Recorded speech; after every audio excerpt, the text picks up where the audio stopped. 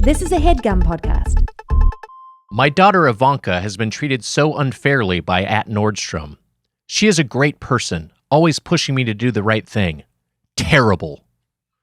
This February 2017 post by then-President Donald Trump on the social media platform then named Twitter was issued in response to the luxury retailer ceasing to carry Ivanka Trump's clothing line. The subsequent outrage at the presidential posts from liberals and their never-Trump Republican allies was equal parts swift and annoying, full of histrionic proclamations about ethical breaches and wanton abuses of power. Of course, compared with everything that followed, the Nordstrom kerfuffle seems positively quaint.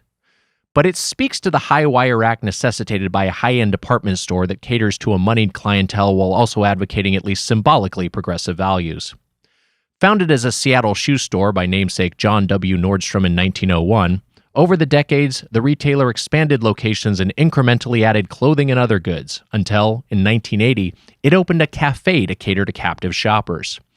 In-store food was a hit with mall-goers, and so the retailer expanded its offerings to run the gamut from full-service dining rooms to quick-service coffee bars. Today, with 200-plus eating locations split across over a dozen brands, the restaurants themselves have become draws for mall diners craving an alternative to food courts and cheesecake factories. Over its century-plus of operation, Nordstrom has survived worse presidencies than Trump's and more harrowing crises than aggrieved social media posts. But can it handle the verdict issued by the discerning taste buds of two fast food podcasters? This week on Doughboys, we head to the top floor, where the restrooms are located, to review Nordstrom's Bar Verde.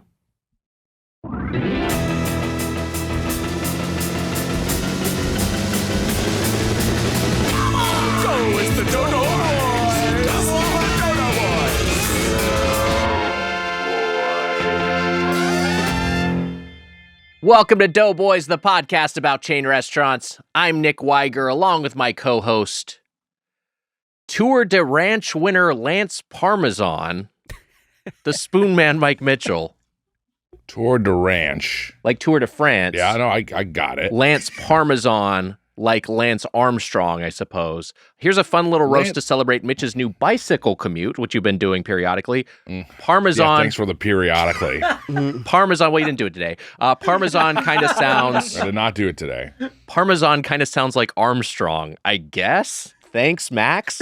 Did he say I guess, or are you saying I guess? I didn't say I added the I guess. That was editorial. Yeah, I guess is true. It doesn't sound like, it does, Armstrong doesn't sound like Parmesan. Maybe Lance Parmstrong or Lance Chicken Parmstrong? I think Lance Chicken Parmstrong works pretty good.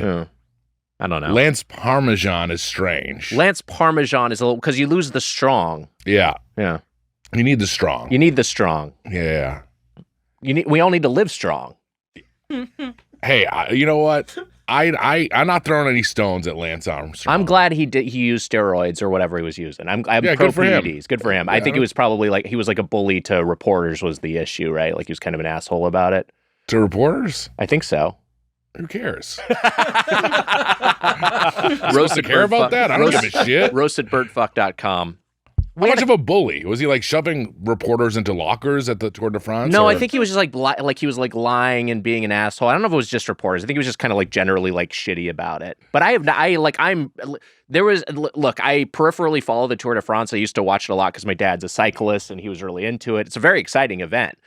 But where are they touring through? Like where through France do they all the tour? way all around it. They do all of it. They do it all. Camembert. How do you say it? Camembert. Camembert. Are you naming a cheese? Yeah, they start there. They go up to Gruyere, and then they end in the town of Havarti. It's a town of Havarti sounds fun as hell. That would be fun. The by the way, the clock can't top a Havarti party. Am I right? The clock went. You can't top a Havarti party. I'm panicking because the clock went out. Oh Emma's my fixing God. it. By the way, our guest when we're going to introduce our guest in a second here, but they're making me laugh. They're doing a bit that's good. I didn't know I was doing a bit. What's this bit that I'm doing? We'll get into it. We'll talk about the bit. I used to peripherally follow the Tour de France, or I still peripherally follow it. I used to follow it pretty closely because my dad's a cyclist, and it's really exciting. There was a year in recent Tour de France history before they started testing for all the new PEDs, where I think the like the person who ended up winning, who had like no PEDs, like finished like 23rd. It was like that many people were doping. It was that pervasive where just to compete at the higher level, you had to be on PEDs. So like I'm kind of neutral on all this. That was just an era of cycling. Everyone was juicing. What type of bikes does your dad drive? Unicycle? Fucking clown ass. Firing shots at my father? Your dad and I are boys. He's going to like that. I don't want to be roasted Hey out Nick, of nowhere. hey Nick, I think I saw your dad carpooling to work with 10 other guys. Fucking clown ass dad. Clown ass dad. How dare you? My dad had a standard job. He got up every day and put on his size 15 shoes like everyone else. Your dad's a good man. I knew he could handle a Listen, roast. if Nick's dad asks you to smell his flower, don't do it. Clown ass dad. This is one of the kings of comedy guys. Like their 1 hour special is about clown ass dads. It's called Clown Ass Dad. #1 on Netflix. A great man. Yeah. That'd be a fun Foxworthy bit. You know your dad is a clown. If you're crying and your dad gives you a hanky, but it's 10 hankies tied together, you might have a clown ass dad. Is that more magician? If he can fashion various animals out of an inflated balloon, your dad just might be a clown ass. A clown ass dad. That was the last one that was the one I was gonna go with next. But Balloon animals. now there's no more clown things. If his nose is bulbous and red, All right, there we you go. just might have a clown ass dad. If your mom bakes a pie and he puts it in his own face. Yeah, might that's have a probably clown ass another dad. one. You might, yeah, that could be. I wouldn't have a lot of confidence in that one, so I didn't want to sell it. No, I think it's good. I think I'm it's just good. seeing if We're just it's- pitching here. Yeah. No bad ideas. Seltzer. Emma, get the whiteboard like so we can seltzer write thing. clown dad jokes on it. Seltzer Yeah, could I be got good. it. Seltzer is good. They yeah. shoot seltzer. They do shoot seltzer. Yeah. Yeah. What else? Seltzer. If you want to follow in your dad's footsteps, but you can't because his shoes are so big. That's There good. you go. There You you might have a go. clown ass dad. I sold that one harder because I had more faith in it. There's If more your dad picks up a hammer and what? uses it to ring an elevated bell, you don't have a clown ass dad. Your dad's a strong man. There's a lot of circus dads out there. There are many circus There are dads. many There out are a there. lot of circus dads. dads. That's. I mean, I think that generationally, like a lot of people stay in the circus life, right? Sure. yeah, Yeah. well, and also kind of being a father is the ultimate ringmaster. God, that is so true. That is Well, so that's true. pretty good. I think we can move on now. Wait, did you steal that from a birthday card at the car wash?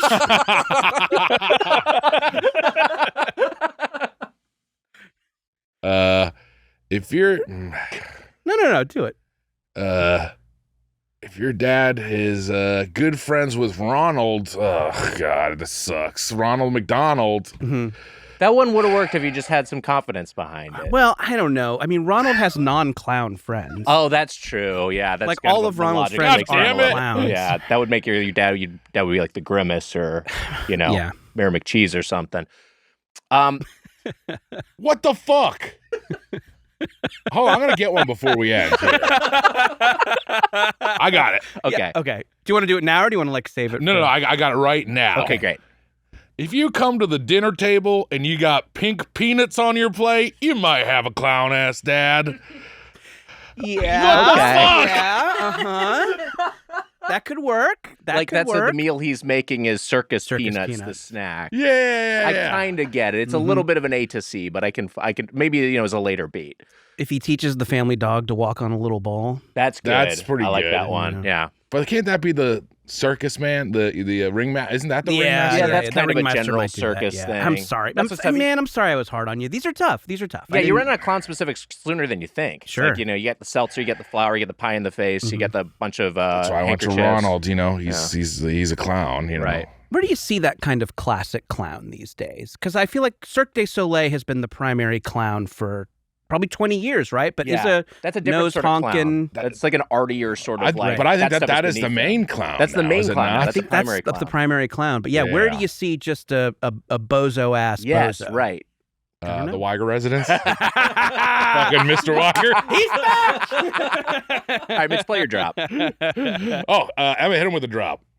That was weirdly like kind of the grossest part because something about them just being like hot and wet and like covered in cheese. Hot and wet and like covered in cheese. Hot and wet and like covered in cheese. Hot and wet and like covered in cheese. Hot and wet. Hot and wet.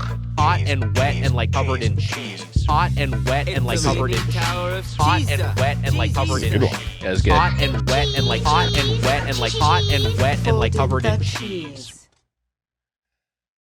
Look, he didn't even put anything in the email at all. Wow. I think it just said cheese drop.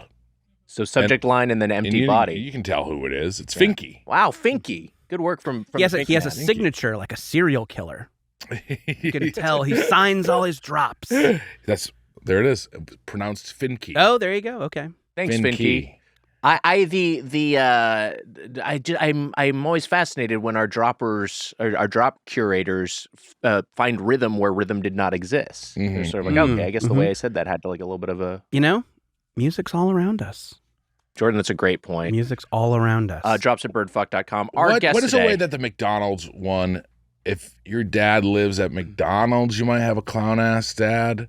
Or I could have changed it up and said you might have a grimace ass dad. Maybe that's the best. If your dad is a living mascot for the McDonald's franchise, you just might have a clown ass dad. That's just the most literal way. Just say exactly. Just spell out who he is. If your dad is a clown. Mitch, you said I was doing a bit at the top, but I don't think I was doing.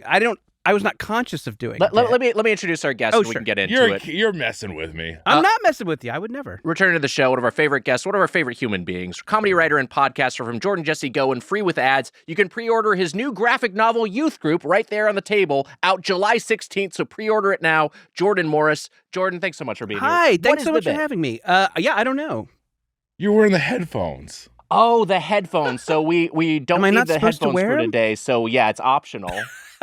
I thought it was maybe like a security blanket. No. Oh, yeah. No, I'm going to take these off so I don't look like a... But, I'm an old school podcaster, guys. I've been in this game for a while, and when I started, we wore headphones. It was always headphones are a part of the deal. For all you youngins out there, you used to have to wear the headphones to podcast. Right. It was... You heard each other in your ones and twos. You called them cans. The ones and twos are mics? What are the ones and twos? Turntable. Oh, that's piss and shit. Yeah. You put piss and shit on your head before you podcast. I'm going to take them off because I want to see how you young folks do this. Okay, great. So I'm going to see how it feels.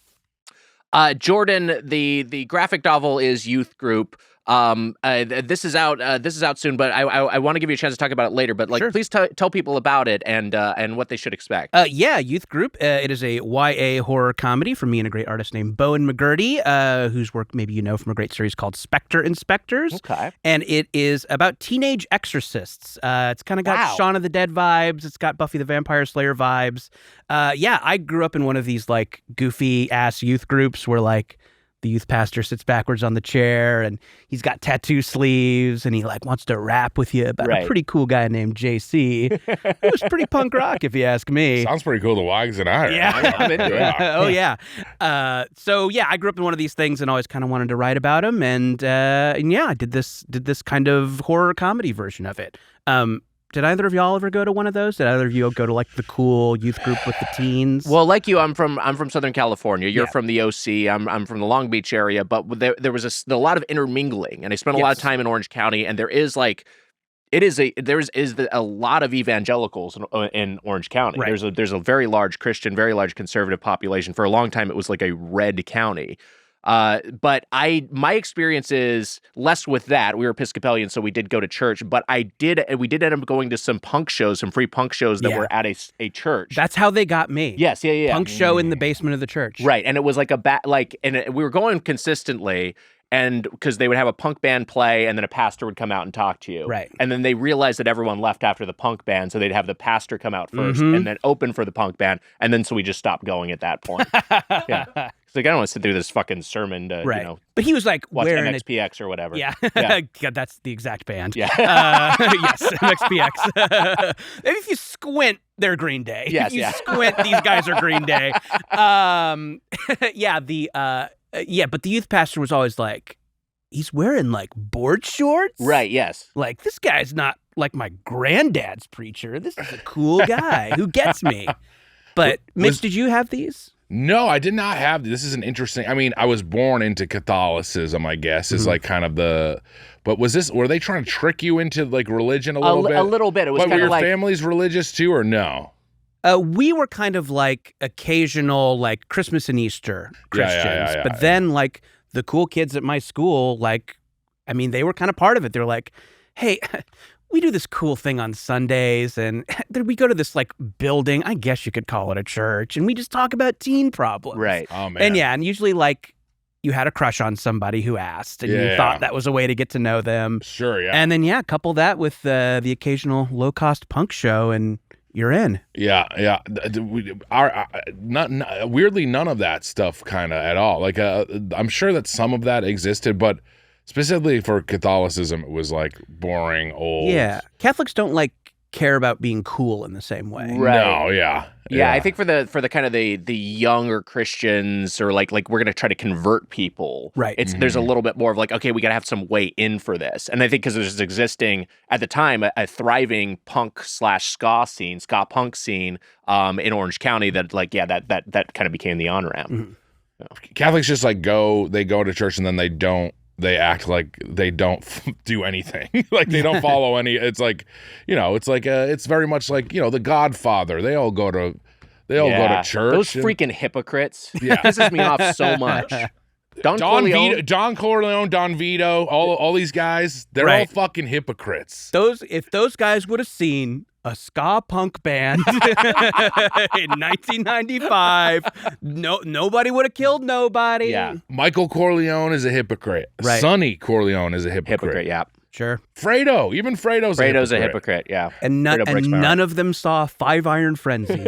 There's a Can you imagine? Madone mustard plug.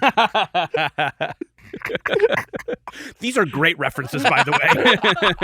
If you're not getting these, look them up. They're spot on. Mamma mia, less than Jake. Now, Less Than Jake, I knew. Yeah. That's a good one. I saw Less Than Jake at the WBCN River Rave, and I bought their album. Oh, yeah. Mm-hmm. I saw Less Than Jake this year. Guess who still got it? Less Than Jake. They do. Wow. Yeah. What was their big hit? Oh, gosh. They had History of a Boring Town. That was kind of like their radio hit. Okay. It was about, like, these suburbs. I got to get out of here. I guess that's what all their songs were about. Yeah. I got to get out of here. Very embarrassing. I just opened my phone to look it up on Apple Music, and the song that was in my Apple Music was When Love Is Gone from the Muppet Christmas Carol. So that's you were the last jacking off song earlier? And set the mood. Less Than Jake, I remember. Okay, I think I had. Okay, I had this album, Hello Rockview, I believe. Oh yeah, Hello Rockview's. Is that the one I had? Still a banger. I think so. Yeah. Nope, it's not the one I had. I maybe had a green one. Let's see. Maybe you got Losing Streak that had, Jen Doesn't Like Me Anymore, and Dope Man. A lot of great hits on that one. Yeah, that sounds like the one I had. Yeah. How about this? I make him an offer he can't refuse. Backstage passes to save Ferris. The cannoli. You need to pick it up. Pick it up.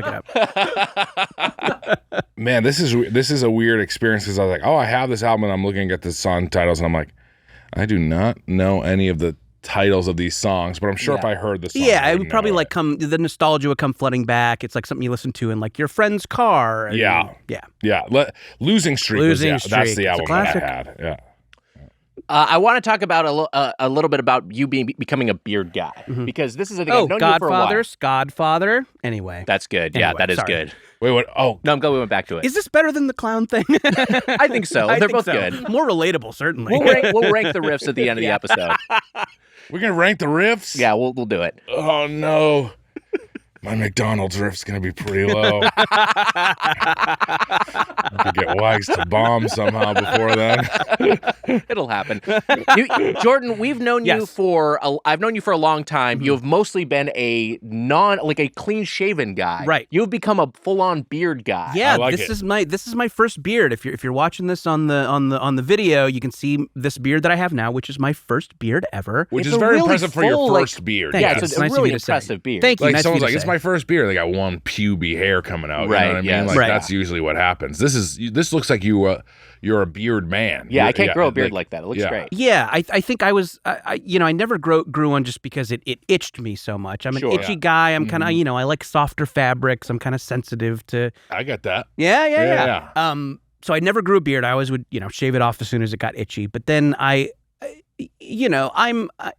in my 40s, but have a vibe which maybe I would describe as Cabbage Patch Kitty, and I just I like a Precious Moments figurine, Sure. but walking around. And so I don't know. I noticed I had a little more of an adult vibe with some stubble. So I'm like, I'll grow it out and see how it feels. And yeah, I'm feeling like a big kid. I think you've always looked great, and I would That's what you take say. Cabbage Patchy over Krang's body.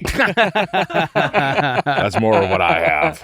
The big guy, you mean? Like the giant? Yeah. Okay. Mitch, I know You you. think I meant like the Krang's actual? No, I wasn't sure if you meant that. Like if you're talking about like his kind of malformed sort of brain. No, I meant the big The fucking big guy, the big Goliath. Yeah, the Goliath. So you got like a koalik's brain in your chest. Great, I got Koalik's brain.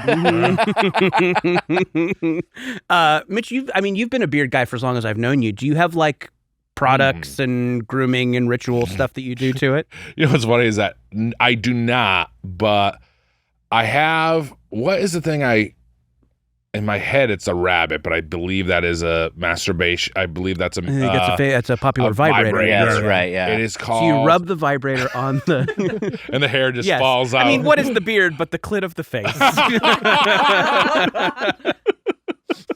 Many call the beard the clit of the face. That's not true because mine's easy to find. Hell yeah. We're guys. We're guys. We're guys. We're guys. We're guys. What do you want? We're guys. We We're can't guys. make women come. Hey, fellas. We're guys. That thing is hard to find, It's ladies. hard to Come find. on. Mitch, Give us some direction. Mitch, this is going to win the riff ranking. There's no way this is not winning. I will fucking eat my hat if this doesn't win the riff ranking. The peanut. That's what it is. Oh, you got the peanut groomer. I got a peanut. No, Yeah. I don't think I've... You know who else has a peanut? Your dad. He gets it under the bleachers, his fucking clown ass. He's back. Got him. The Got peanut. his ass.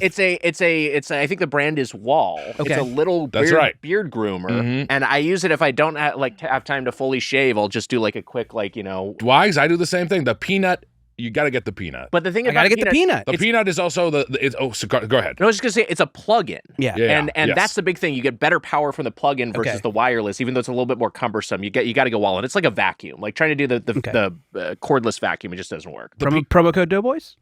I wish. I would love. I mean, I would love to they're be sponsored by the Wall. The there Wall may be. peanut. It's a pretty nice product. I don't Okay. know if they want our help at all. Yeah. It's a thing that like on like hair and makeup people will use or I guess hair Okay. people will use a peanut, And it's called a peanut because it's like compact. And it kind of has a peanutty form factor, which is a lot of fun. which is very confusing because hair people do your beard, I believe, right? Or do I like I should know this. I've but- had that happen before. Yeah. yeah. I think that like with hair people have to also do your beard. You're talking about on a set. On a set, Yes, yeah. Like if you're doing hair and makeup and you have a beard, I've had this happen before. Well, yeah, they'll give you like a little trim. They'll line you up a little bit, which is actually quite nice. Yeah, it can be very nice. Do you yeah. do you ever do that at the barber? Because that was the thing when I was more beardy, I'd love going to the barber and having them do the lineup. I have been, and I love it. It's so fun. soothing. Yeah. I go to a place called The Perfect Gentleman in Pasadena. Oh, there you If go. anybody's in the area and looking for a nice shave and a haircut, and it's like, You know what? A title that befits our guest. Wow. Mitch, shut the fuck up. Mitch, shut the fuck up. Fuck you. Thank you. It's a lovely compliment. Yeah, it feels luxurious. It feels like a pampering. I love it. Yeah. Mm-hmm. Okay, so here's my question, and getting back to the topic of this sure. podcast, which is food. Uh-huh. Has the beard impacted your food consumption in any way? Oh, I definitely get shit in it Yeah. when I'm eating. Right. And like barbecue's tough, wings are tough. Yeah. Am I eating less of them? Absolutely not. But yeah, I am conscious of it, and I am constantly wiping my face. So I don't think I've quite figured out how to keep food out of there on a regular basis. But Why says in the past 24 hours when I've been with you, there's been 2 instances where he's told me I have something in my beard. Right before we started, I had some Kind bar. And we all had Kind bars. We all had a Kind, bars. yeah. We're guys. We're guys. We have a Kind bar before we love Kind bars. We can't find that dastardly clip. An infernal thing. Show yourself. This Kind bar will give me the energy I need to finally find the clip.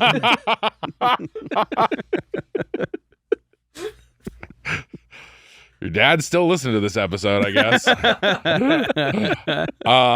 Anyway, I think that it's a thing that happens with beards. You're gonna get some stuff in it occasionally. Real quick, sorry, Mitch. Do you think when Nick's dad is listening to this episode, he'll be like, "Not for me," and then he'll change to his playlist and it'll go do do do do do do do do do. Clown ass dad. That was He's a fucking clown good as ass hell. dad. You know, when my dad hears this, he's going to be so upset. He's going to paint a tear on his face. Because he killed a guy in prison. Not because he's a clown. Because he. I think that the you go to the movies, you're gonna get a little piece of popcorn in there. Yep. It's gonna happen. It's gonna happen. It comes with the beard territory. You know what?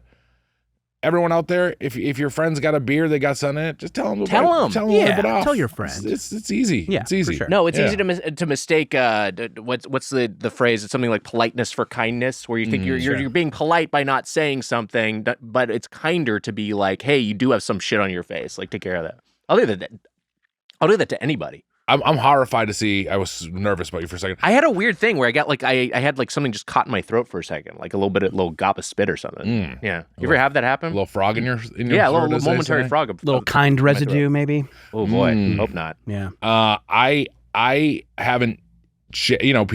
People are nice to me and they're like, "Oh, you look good with the beard and stuff." I haven't shaved my face since after Harris died. I mean, it wasn't because you had it. There was one. It was because it was for a movie. Yeah, it was for movie one movie role, role. And I shaved it when my dad died. Was the last time before that because my mom wanted me to be clean shaven for my dad's funeral, which I like. Then it was like, oh, my dad's dead, and I look like shit. It sucked. Like tying a tie and just having like a fucking big fucking like a thumb head. You know what I mean? It was a bummer. Right, because the big thing when you're a beard guy is that you lose track of like how much is beard and how much is face. You know, it's a lot of face. You got a lot on of this face. one. Yeah. But I mean, it's part of my. It's a part of my look. It's my thing. You know what I mean? The beard is very flattering for you. I like it. You look good as a beard guy as our guest. I genuinely thought about it when I was growing my beard. I'm like, Mitch looks great with a beard. Maybe I'll look. Thank you. Yeah. You look. I think you look great with it. Thank you. And Wiger, you look great clean shaven. Oh, thank you. Emma, you look great. Always clean shaven. Yeah. Casey looks great. Yeah. Casey Casey looks great. pretty good. Yeah, Yeah. Casey's a nice guy. I wonder if Casey, you look great. Great mustache. Thank you so much. Casey Got looking some- cool as got hell retro. today. Casey He's got a headband Yeah. on. He looks cool. Yeah, coolest guy in the room. He's going to tell us about JC pretty soon. Turn his chair backwards. When he starts turning his chair backwards. When do you think you'll shave it? Do you think there'll be a time where you're like, I'm done with it? I might die with the beard, Mitch. Wow. I really like it. It looks great. Thank you. The maintenance is a little much. The food is an issue, but I don't know. I just kind of it's fun to have a different vibe. The barber touching it up is great. Yeah. They shape it. Yeah. And you have a nice, like, lush, thick, full head of hair. But one thing is your hair starts to thin. You can kind of move it down here a little bit. That's another advantage right. of the Just beard. look like an 1800s president. Yeah. Sure. Do you think he's a woolly willy? Why do you think it's good? How you can move your hair down? I think that's a common thing. You start to thin up here, you start to grow it out here. You know, we know a lot of like chrome domes with a big old beard. Mm-hmm. It's a good look. Yeah. It can be a very cool look. Yeah. Yeah. I wanted to ask about, because you've moved since the last time you were on the podcast. Yes. Have you found any new eats in your neighborhood? Any go-to spots? Oh, yeah. Let's see. So I am in beautiful Altadena these days. There is The milk capital. A dairy brand. That's true. I think that I don't. there is a milk brand called Altadena. That's and right. I think the brand got bought. The dairy is not in Altadena anymore, as far as I know, but I think the brand still exists. And We said milk, and Jemmy perked up. oh boy. Yeah, Jemmy has been in hiding this whole record. Right. I got a question for you, Jemmy's been Jemmy. behind the couch. You a secret cat? Hey, Jimmy. We do think she's a secret cat. If She your does cat-like dog comes things. running when you mention milk, You might got a you secret. might be a secret cat. Jemmy, come here, my girl. Not a milk fan, but a huge whipped cream fan. Oh, wow. My cat likes yogurt, so she enjoys that dairy product. My first time meeting Jemmy, and I Wow. just learned Great it's dog. short for Gemini Man. That's right. Yeah, it's For short for Gemini Gemini Man. Man. It's specifically referencing the 120 FPS Ang Lee movie with Will Smith. I told you about that movie. That's right. It's Chris Rock's nightmare. I told And you two this. Will Smiths. Can you Two imagine? Will Smiths. Who do I punch? Oh wait, Will He- Smith punched. He Chris punched. Rock. Okay, yeah. sorry. He's gonna get slapped twice over. There you go. Yours makes more sense. With and also a younger, stronger Will Smith. Oh, yeah. too. That's So- the other. That's the yeah. that's the other side of it. But yeah, Jimmy is excited for after their chord because Emma's going to take her on Billy Lynn's long halftime walk. Up We look at- Brokeback we look- Mountain. we- These are Ang Lee jokes. Oh no, there's an ice storm. What was the movie with the kid on the tiger and the boat? The Oh, Life of Pi. Life of Pi. Life of Pi. Good Mitch, movie. you were really disappointed with that movie, right? Do I Shut up remember with a you? bib. Silverware. yes. I see movies and I think I can eat them.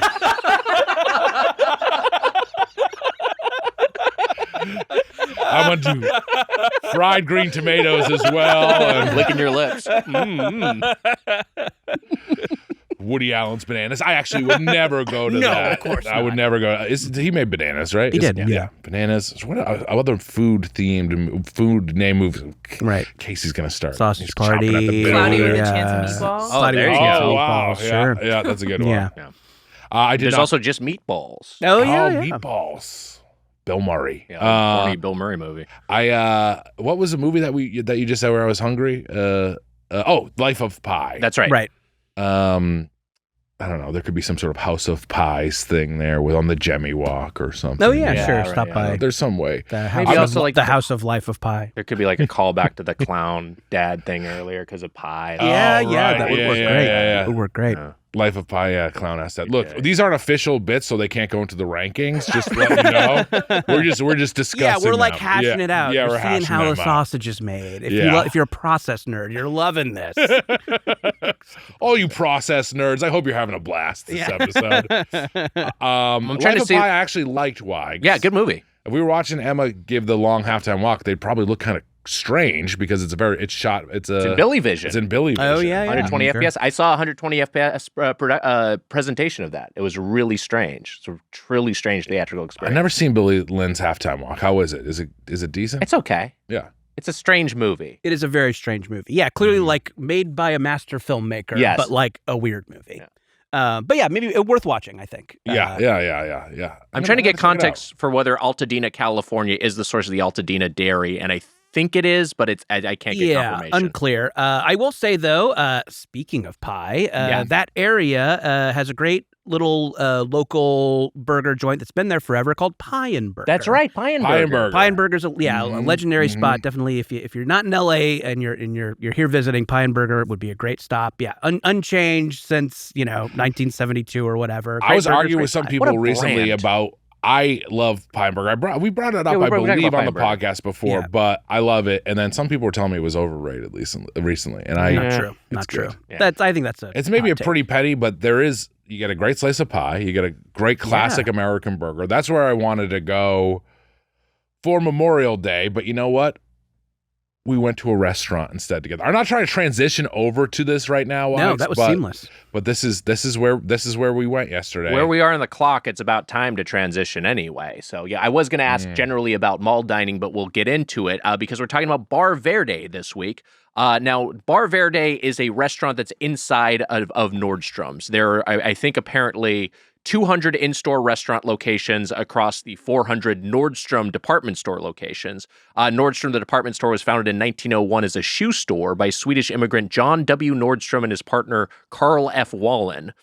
Bar Verde, this is their copy. Bar Verde is the flagship restaurant in the Nordstrom portfolio. It is marketed as an upscale, casual, farm-to-table restaurant that sources local ingredients. So that's at least part of their marketing. I don't know the veracity of that, but it does seem to have a menu that changes seasonally. Jordan, you worked at Nordstrom. I did. I was a seasonal Nordstrom employee in high school and college. So they hire a bunch of people for their big sales. So there's a summer sale, there's a holiday sale, and they just kind of beef up the workforce, and you kind of work there and you come back the next season, or sometimes they shunt you to another Nordstrom. And it was a pretty good job as far as retail jobs go. Yeah, sure. They give you commission. I don't know if they still do, but at the time they give you commission. So there was some incentive to try and to be personable and stuff. It was the first place that someone told me time to lean, time to clean. Oh yeah, that. So I'll always remember mortal phrase when some fucking asshole said that to me. Yes, the worst. One of the worst. But yeah, it was apart from that, which I'm sure you get at most. That's retail a real jobs. Clown, by the way. That's the real clown. There you go. Some say they're at the circus. No, they're managing retail outlets and being dicks to the teens that work there. Sorry, just real quick. Emma and Casey, if you got time to lean over there, you got time to clean. They come over and they start hosing me off. Hey. Like a big brush, like watching an elephant at the circus.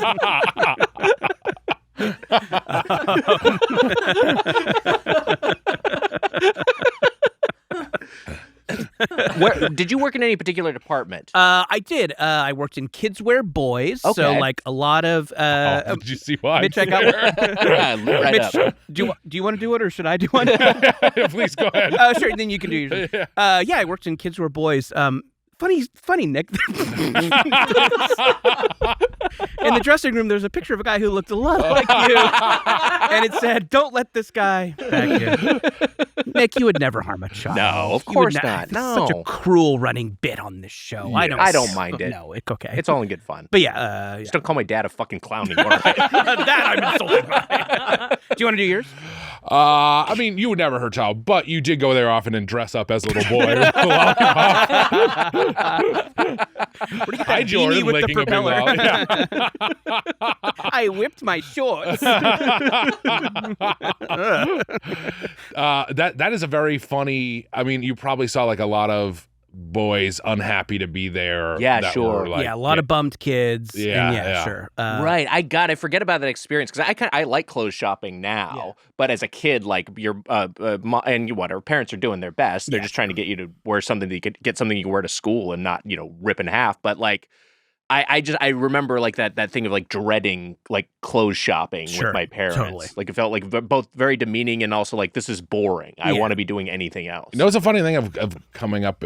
We're all of similar age, but coming up when we did is when we were children, clothes were very uncomfortable. Do you that's one of my? I seem to remember that. Yeah. Anytime I had to dress fancy, I'd be I'm the most uncomfortable in the world, and I don't know if it's any better now, or if that's just a kid thing where but it feels like it feels like clothes quality is better than it used to be. I don't know. Maybe this is not true. It could also just be the rise of fashion and athleisure. Things are just comfort is prioritized a little bit more. Yeah. But I remember wearing a lot of stiff, unforgiving fabrics. Right. Yes. Yeah. A lot of starchy pants. Right. And, stuff with pleats. Yes. Yeah. Anytime I had to dress up for church or whatever, which again, I like dressing up now, but back then I was the worst thing in the world. It felt like stuff you'd pull out from under 16-year-old Mitch's bed, if that makes sense. Right. You'd be putting on stuff that felt stained, sure, covered in cum. That's what it had a thing where you're ugh, the fabric hitting my body feels so uncomfortable. It's crunchy. I know. Crunchy, and fast fashion, maybe net negative on the world, 100%. but those fucking cheap ass soft H&M t-shirts are kind of great. Yeah. For feeling nice. Did besides this asshole boss, it sounds like did you enjoy working at Nordstrom? Yeah, it was a pretty good job as far as those kinds of jobs go. They pride themselves on their return policy. Mm-hmm. So we had this orientation, which was kind of wild. And the story the guy told was that we'll take back anything. We'll take back anything. Heck, in Canada, we even took back a set of tires one time, and we don't sell tires. I'm like, that sounds insane. If someone brings in tires, what am I supposed to do? A 16-year-old. But yeah, they pride themselves on that. And I think because of their because they offer commission, right? You can, if you work in a high-end department, if you work in suits or if you work in, shoes or jewelry or something, like that can be your job. Yeah. Sure, yeah. And the guy who gave our orientation, this is Orange County in the 90s, so he had a very, let's say, McGrathy look, frosted tips and kind of that vibe. And kind of his personal story was that, Nordstrom got me out of a bad place. Oh, wow. He was like, hey, I didn't know. I thought I'd never amount to anything. He says, and now look at me. I got a checking account. I even have a wife. Wow. So, yeah, you can get a checking account and a wife if you work at Nordstrom. Pretty good You deal. guys really Great fucking deal. rub it in my face. Checking account. Gotta get one.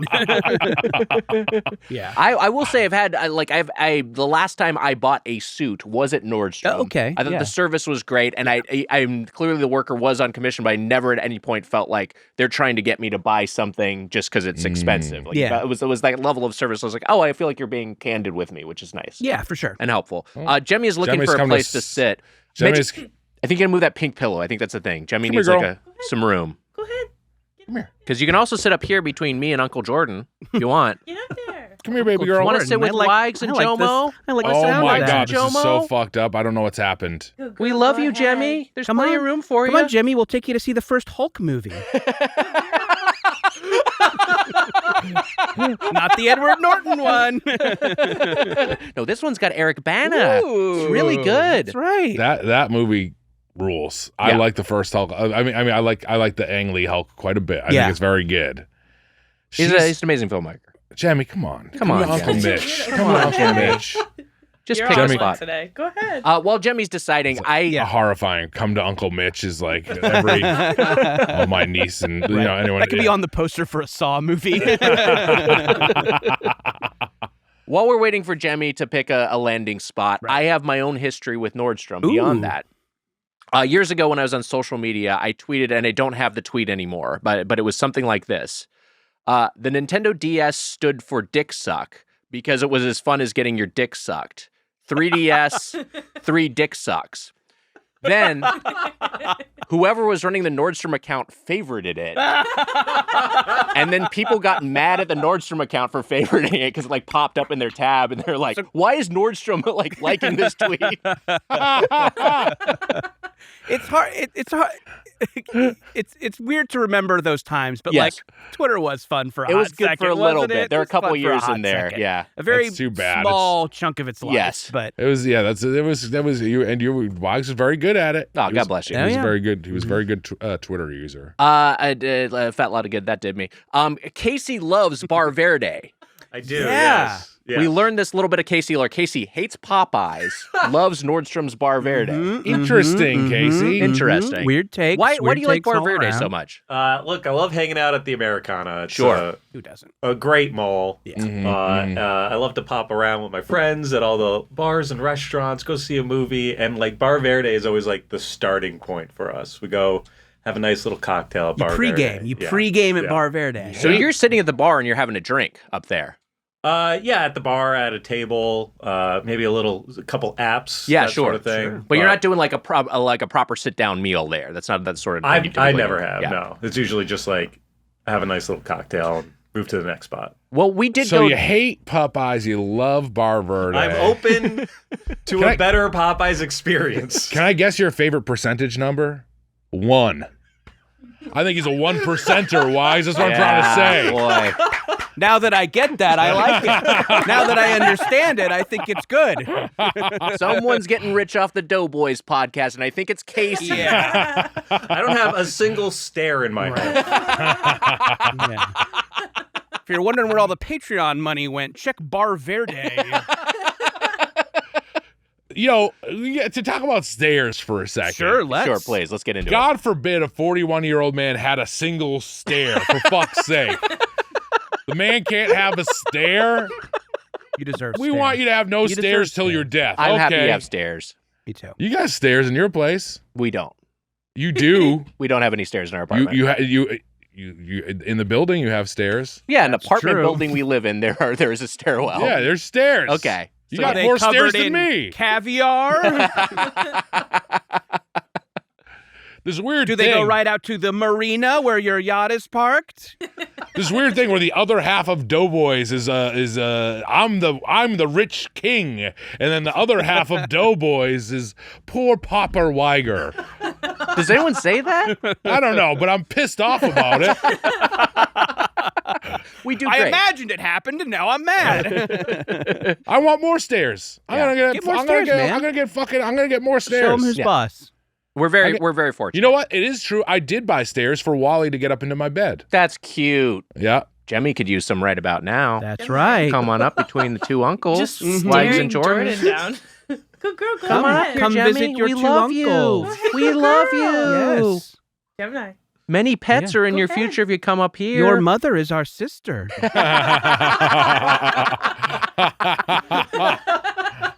So we went to the Americana brand location, which is a mall in Glendale, California. We went on Memorial Day. So this episode's coming out a little bit later, but that was yesterday as of this recording. We got super nice service there, and I will say, so we got there. Jordan, you and I were there. We were waiting for Mitch, and they offered us. It was pretty dead when we showed Yeah. up, and it was hopping by the time. Casey was at the bar, and they had cut him off already. Please leave, sir. It was pretty dead when we arrived, and it was hopping by the time we left. Yeah. But we, they were like, oh, we have this little veranda outside. You want to sit out there? We went out there, and we just kind of picked a table, and they were like, actually, the really nice table is at the end. And we sat at the end, and we had a wonderful Yeah. view. So it was We nice really of did. them to We point really that out did. for us. Yeah, that Casey was nice. there. He's like, look at those peons. He was looking down on the people with Chucking ice their cubes. fucking Popeyes. Yeah. He was pissed off. Yeah. I was a little late. A little bit, yeah. You know what's funny? This is the truth. I after we left, I actually had forgotten my credit card. I took it out. I went back in. I stopped by at I stopped in at the like the makeup counter, and the lady there was like, "You want to try some product?" I was like, "No, it's okay." And she's like, "Oh no, let's try some." And she started to paint my face white. And I was like, "What are you doing?" She's like, "Go join fucking Wiger's dad in the circus, fucking clown ass dad." Worth it. How's that for a clown Worth the specific? run. They have white faces, don't Right. they? Yeah, they do. They do. often. Yeah, yeah. A lot of Often. them. No, Yeah. clown, many. clown white is what the makeup's called. Yeah. No, that's Is it really? Yeah. Huh. You can get a clown white. Yeah. You can get a clown white. I've gotten clown white before when I did Joker cosplay. Oh, Yeah. okay. I thought you meant like as like a like you can like go to like your barber and get a clown white is what you were saying. I don't think they can. No, I don't think they can line you up with a clown white. Man, you going in and buying clown white makeup for you going in and buying Joker stuff. I'm sure for everyone at that outlet they were probably terrified if I had to guess. They just had like a kit behind the counter. They saw me walk in. Like, there you go, sir. We know what you're here for. Oh my God! I spilled soda everywhere. Whoa. Fuck! Coke down. I spilled it on my phone. Fucking clown ass. What's up, everybody? It's your boy, the Spoon Man, and I want to talk to you about today's sponsor, Helix. That's right. I love my Helix mattress. You guys know it. And if you go right up those stairs right there, those 50 or something stairs, my Helix mattress is right up there, right at the top. I love it. It's comfortable. I've had it now for, 6 years or so, and my sleep has improved tremendously. It's like sleeping on a cloud. And you know who else loves it? Wally and Irma. They love to sleep on it. Everyone who slept on that mattress has loved it. When my mom comes to town, she stays there. I sleep on this couch. She's happy, and I'm not happy. Helix Sleep is a premium mattress brand that provides tailored mattresses based on your unique sleep preferences. The Helix lineup includes 14 unique mattresses, including a collection of luxury models, a mattress for big and tall sleepers, and even a mattress made just for kids. So how will you know which Helix mattress works best for you and your body? You take the Helix Sleep Quiz and find your perfect mattress in under 2 minutes. And your personalized mattress is shipped straight to your door, free of charge. It's super easy. Even the Spoon Man can do it. Helix knows there's no better way to test out a new mattress than by sleeping on it in your own home. That's why they offer a 100-night trial and a 10 to 15-year warranty to try out your new Helix mattress. Wow. Everybody is unique and everyone sleeps differently. That's why Helix has several different mattress models to choose from, each designed for specific sleep positions and feel preferences. Models with memory foam layers to provide optimal pressure relief if you sleep on your side. Models with more responsive foam to cradle your body for essential support in stomach and back sleeping positions, plus enhanced cooling features to keep you from overheating at night. And if your spine needs some extra TLC, they got ya. Every Helix mattress has a hybrid design combining individually wrapped steel coils in the base with premium foam layers on top. It's a perfect combination of comfort and support. I took the Helix sleep quiz and I was matched with a Moonlight Luxe mattress because I wanted something that felt nice and soft, like a little cloud. I sleep on my stomach and on my side, and you know what? It's the best night of sleep I've ever got. I love it. I can't endorse it enough. Not only is the mattress the best I've slept on, but the setup was fast and easy. Helix mattresses are delivered in a box and straight to your door for free. Plus, Helix mattresses are American-made and come with a 10 or 15-year warranty depending on the model. Don't want to take my word for it? Helix has been awarded the #1 mattress pick by GQ and Wired magazine. It is even recommended by multiple leading chiropractors and doctors of sleep medicine as a go-to solution for improving your sleep. Helix is offering up to 20% off all mattress orders and 2 free pillows. Wow, just for our listeners. Go to helixsleep.com/doughboys. This is their best offer yet, and it won't last long. With Helix, better sleep starts now. Do it. This show is sponsored by BetterHelp. You know what I find myself doing? Comparing my life to others. And of course, social media is the big reason for that. I'm here looking at somebody with their swimming pool and their big old hog through their trunks.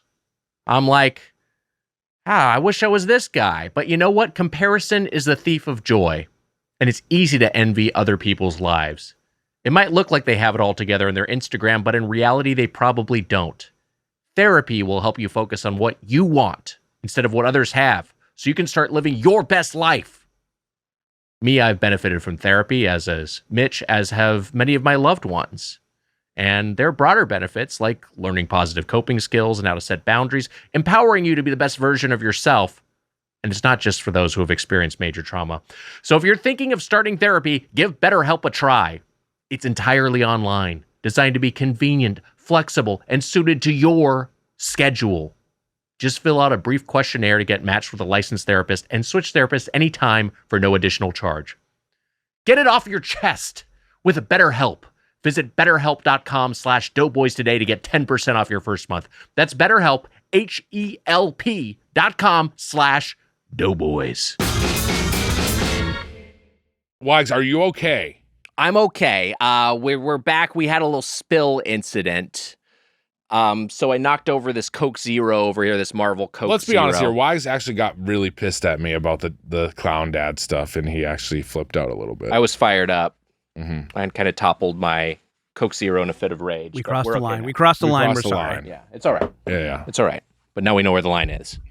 That also ruined any chance of Jemmy coming up between you guys for the episode, I believe. Oh, Jemmy got scared. Yeah, sorry. Jemmy. Emma heroically stepping in and getting some paper towels. So thank you, Emma.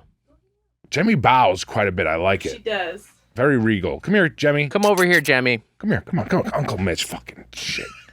I love you. I remember I love you. We love you, I Jemmy. love you, Jemmy. We Come love on. you, Jemmy. I'm done spilling for today. I won't spill again. You don't She's believe like, I would that. prefer if you spill something I can eat. Jemmy. Come here, Jemmy. Come here. Oh, okay. Well, you can just okay. kind of sit there. Jemmy. That's fine, too. Jemmy, Very regal. Jemmy, come here. Jemmy, you're so regal. Good girl. Jemmy, you're regal. You regal beast, you. Regal beagle. You're a regal, but you're not a beagle, but you're kind of, that's very sonorous. Rhymes. We think she's a little bit beagle. She may be a little bit beagle. You're a beagle mix. Very regal. We love you, She's, Jemmy. I think, a little bit weirded out. Yeah, she may be confused. Sniffing me a little bit. There you go. Give me some licks. Licking my hand a little bit. Okay, that's all right. Licking the clown white off your hand. Well, like I was applying my dad's makeup? Wiger Get went the up. story straight here. Wiger goes up to the makeup counter. He's like, I need something for when I want to make them all pay. Do you have anything for when I want to make them pay? So we had this You would great, never harm a child. we had a great table outside. We did. We really had. We had a wonderful view of the entire Americana, which is like this outdoor mall. It's very modern. It is like one of those things where it's like I kind of because the guy behind it is this guy Caruso, who's a real piece of shit, ran for mayor. But it's like infuriatingly nice. Yeah. It's like every time you're there, Makes like a this good place is great. product. He makes good That's product. the thing. Yeah, it's like going to the Wynn Hotel. It's like this guy sucks, but this is a really nice hotel. Sure. Yeah, it is. I mean, the Americana is nice. Everyone likes the Americana. People like the Grove. Yeah, fun day out. I mean, the thing about it is, it's like we've talked about this before, but it is like there's like we were talking about it at lunch. There's landmarks in Hollywood that have gotten taken over by kind of like Americana type structures that are boring, Right. But the Americana itself it's a good time. For sure. It's a great time. It's nice, and a lot of it is it's clearly filling a demand because we live in this car culture and we crave like walkable spaces, and so it's a place where you'll go and you'll pay $5, an hour for parking to have access to like a walkable town, like a simulacrum of like a walkable town, which is like how a lot of the world is just set up. But it's our version of it. Anyway, we invited Bug Main, who lives nearby, to join us. But Mitch, he texted you that he was unavailable. He was unavailable. I said, "Hey, we're at your home." Yeah, I your think stomping people know, grounds, people know this at this point. So we're at your home, and he said, "I can't come." I was like, "Why not? Where are you?" And he said, "The Ronald Reagan Library." Honoring Memorial Day. On Going brand. to the Ronald Reagan And then Presidential Bug Library. Main. Sent a photo of him with a statue of Ronald and Nancy Reagan. That's right. With in the Bug Main pose, with hiding his identity. Yeah. So he was at the Ronald Reagan Library, which, you know what, on Memorial Day, what a nice trip. Very, very fitting. Very fitting. So he couldn't make it. We did run into our friend and past Doughboys guest Sean O'Connor with his family. It was a very quick run. Very quick, and it was one of those things where everyone was disoriented because no one was expecting to see each other. Yeah. And so, but it was kind of a quick hi. But it was felt nice like a seeing sort of thing of where Sean was like, "Don't talk to my family," sort of, which I get, Sean. It was the right move. Yeah. Look. When I got up there, I walked over to the ledge where you guys were, because we were right on the ledge. Yeah. I was like, what is this? Collective Souls, The World I Know video? I don't think I remember that one. Yeah, a lot of people probably don't. We got to do something relatable. Nick, back to the Godfather ska stuff. The Collective Soul, guy goes up there, and he goes up to the ledge of like in New York City. I don't know if it's shot in New York City. He looks down, and he sees all the people walking down, and then he sees ants, and it reminds him of it's the ants kind of save his life in a way. It's beautiful. It's very beautiful. But we're way up. It's third floor. We're up there. We got a view. We got a view of everyone down there walking down there. I was like, I don't like heights. I'm not like a crazy height guy. I don't love heights. I was a little bit, so I had to like not clock the edge too much because we were like right up against it. But the barricade was high enough. It was very much like the Collective Soul World I Know video. It was a lot like that. So I was like, I sat down but sitting there, it was like one of the nicest day. It was just such a nice day. Beautiful Lovely day. company. Lovely day. Yeah. Lovely company. Yeah, I was like, hey, what are we? The War Boys? Because we're always saying, what a lovely day. That's true. We're like Morton Joe's War Boys. That is more relatable. We said it constantly. Every time there was a lull in conversation. And then what a lovely day. were spray painting our teeth with shiny right. chrome. Yeah, and then I live, I die, I live again. Looking forward to being in Valhalla. Yeah. I feel bad because I feel like I accidentally kicked Jemmy. I don't know if that. What the fuck? Did I nudge you with my foot? I'm sorry, Jemmy. She's okay. Okay, great. Are you testing again? If you no, did I was it? saying I did kind of do it again. I was demonstrating. Sorry, Jemmy.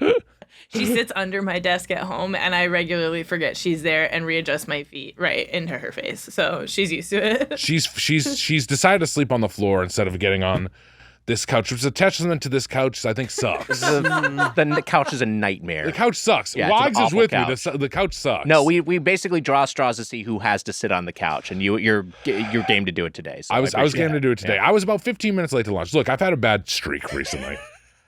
Nobody said anything. I was fine. I was late today. We were doing a promo for the Hollywood Handbook. That's guys. right, a live show with the Hollywood Handbook that would have been in the past at this point. And if you don't want to be late for the Hollywood Handbook, guys. Oh yeah. Oh, yeah. You're gonna hear about it. Sean was mad. You're gonna get the business. Sean was mad. You saw him. He was mad. Can I say that I had your back and I said you were running late? Fucking blew it. Oh, Emma. Emma put you on blast because I said Mitch is running a little bit late. He should be here in 5 minutes. And then Emma comes in and announces to the room, "Hey, sorry, Mitch said he forgot." My bad. Great job, Emma.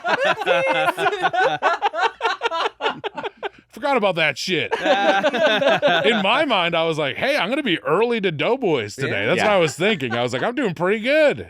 It worked out fine. It worked out fine. Look, I was a little bit like I was dealing with gastrointestinal issues. Yeah. This is true, which came up again during the meal.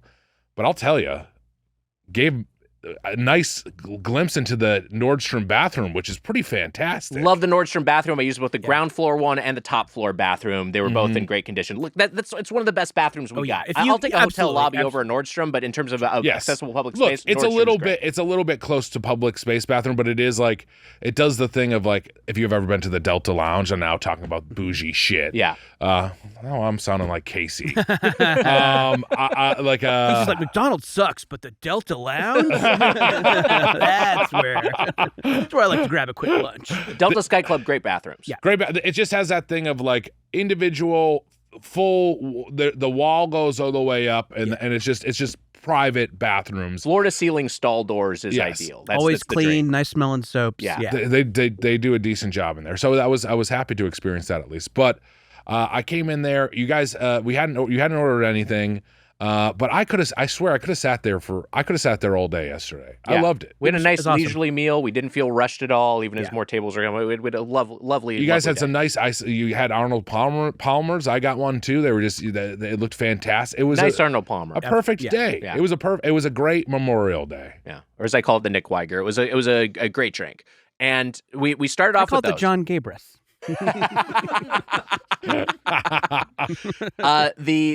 We had great beverages, and they kept them coming. So an app that was recommended by our server was the cilantro lime chicken tacos, and these were basically like they come in an order of 2. I asked how many were in order. They come in an order of 2, but he's like, "But we could do 3 for you." So he brought out 3, which was great. You're friends with Casey, so I'll make an exception. They're mini hard shell tacos with lettuce, yellow pepper, tomato, cilantro, lime, vinaigrette, and queso fresco as well as chicken as the protein. I thought these were really scrumptious. Yeah, Just nice little bites. These were delish, and ground chicken, which was kind of interesting. I don't think Right. we were expecting that, but kind of a fun way fun to do a chicken surprise. taco. Yeah. And so I asked. I don't like a tomato. I'm a real child in that way. I'm a real baby eater because I don't love a tomato. So I always have to ask for things with no tomatoes. And I asked, like, can we do one of these with no tomatoes? And he said, sure. And sure enough, they brought it out, no tomatoes. They did also not put the cheese on mine. Right. But both of y'all jumped to take some of your cheese and put it on my taco. I'm trying not to eat cheese, so these are that was great guys. that was very helpful. Yeah. You know By who the way, else I hope took when some you- food and distributed it to a bunch of people? Yes, Jesus that's Christ. Mm-hmm. Yeah. You can turn that couch around backwards. Spread his legs open to try Oh my and get God, over the he's couch. doing it. Not wearing underwear. By the way, when you applied to the children's wear thing, I hope you didn't put baby eater on your resume. This was a thing Jordan said earlier. You said baby You said you eater. were kind of a baby eater because of how I'm saying That's really good. Yeah. if that was on your resume, they would have been scared. Sure, don't hire this guy. And speaking of which, Yeah. Put this guy in shoes. the people eater in Fury Road started off as a baby eater. that is He kind true. of worked his way up. Wait, you saw Furiosa? I did see Furiosa. You didn't see Furiosa? I haven't seen it yet. It adds some great stuff to the lore. Yeah. Wags and I like it. I'm stoked. It's kind of a lore dump. It's a lore Love a dump. lore dump. Kind of like a Mad Max wiki brought to life. Oh, good. It's kind of like the Sure. the Silmarillion of Mad Max. It feels like. I'm in, yeah. I kind of had a lore dump at Nordstrom. I think people in there are going to be talking about it for a long time. Right. you were explaining the legend of Darth Plagueis while Oh, you were there was a cleaning guy in there while this is the truth, and I was just like, have you ever heard the story of Darth? Yeah. And then he was a Jedi who wanted to conquer death. It's just I was uncomfortable going to the bathroom. That's sure, how I. That's how I if you get want to over it. explain Darth Plagueis, yeah. Speaking of baby eaters in the Yeah, children's sure. department, you could have gone down there and gotten yourself a bib because those tacos were messy. They were a little pretty messy. They were very messy. Even though I Sloppy, sloppy. I loved them. I thought they were were really very good. very Yeah. tasty. Yeah. He did, our server, great guy, did not let us down. They were you got a little drop Mike Cube block. down. Mike Cube down. We could have blazed right through that if you just kept talking because we could have stayed in your single and I could have reattached the mic flag without an edit. I liked pointing it out. Okay. I like to point. Look, Yeah, you're gonna point it out. My flaws are on display. I hope my flies are. Can you see the flies around me in the videos? Hose them down again. Get the big brush. Right. My flaws are often on display. We gotta Sure. we gotta show your spills and stuff like It's that. true. It's you got God, better this smells real flaws. bad. But This is the start of a huge running bit for y'all. There'll be, 2 years, there's going to be a Doughboys live show. You're going to stage a mic flag falling, and the crowd is going to go wild. He did it! He did it! We love it! and we'll my just plus one is leaving. and there's She has a Mensa meeting tomorrow. and we'll be like, what is it about it will just be us not understanding what people like about the show. Yes, yeah. I mean, we didn't forever, and then the more it goes on, I think we're more confused. They like Sean- that we're pathetic. Sean Clemens asked me what my thing was. Yeah. And it kind of got under my skin because I didn't know. He's like, "What is your thing?" I don't know. What is anyone's I thing? think your thing is that you're a very you're a very lovable, charismatic guy, and there's nothing like phony about you. You're exactly Mitch. That's what it feels like your thing is. That sucks. I want a much cooler thing. That thing sucks. You don't like being lovable? Yeah. Yeah, I know that's nice. The Yeah. lovable part. Yeah, is you're a nice. lovable guy. Wiger's got a big dick. You're a classic comedy pair. Like Abbott and Costello. Wayne and Garth. Garth was lovable. Wayne had a big dick. Wayne probably did have the big Oh, one. yeah. Huh? BDE Yeah, on yeah. that guy. Yeah. We had some soups. We did have soup. I got the lobster bisque, and y'all ordered different soups, which they were out of. They did not have the tomato basil soup, so you audible to their signature house-made soup, their soup of the day, which was the corn chowder. Corn chowder. This was great. This was a highlight. I think we had both had the soups recommended, and I think we all wanted to try it. Yeah, our waiter did apologize a lot for not having the soup we ordered. I was sad about the soup. I was surprised the tomato basil soup wasn't ready. The tomato basil soup, I've heard from everyone. Everyone says the tomato basil soup is great. Yeah. They love it. And then downstairs at the E-bar, they had it. Yeah. So that was The bar is their coffee bar, which is Yeah. at the ground level. And this which location. look, it wasn't ready. There was nothing we could do, but the corn chowder was okay. you weren't thrilled by it. It was okay. I loved my corn chowder. Did you? Yeah, my that's- corn that's okay. chowder.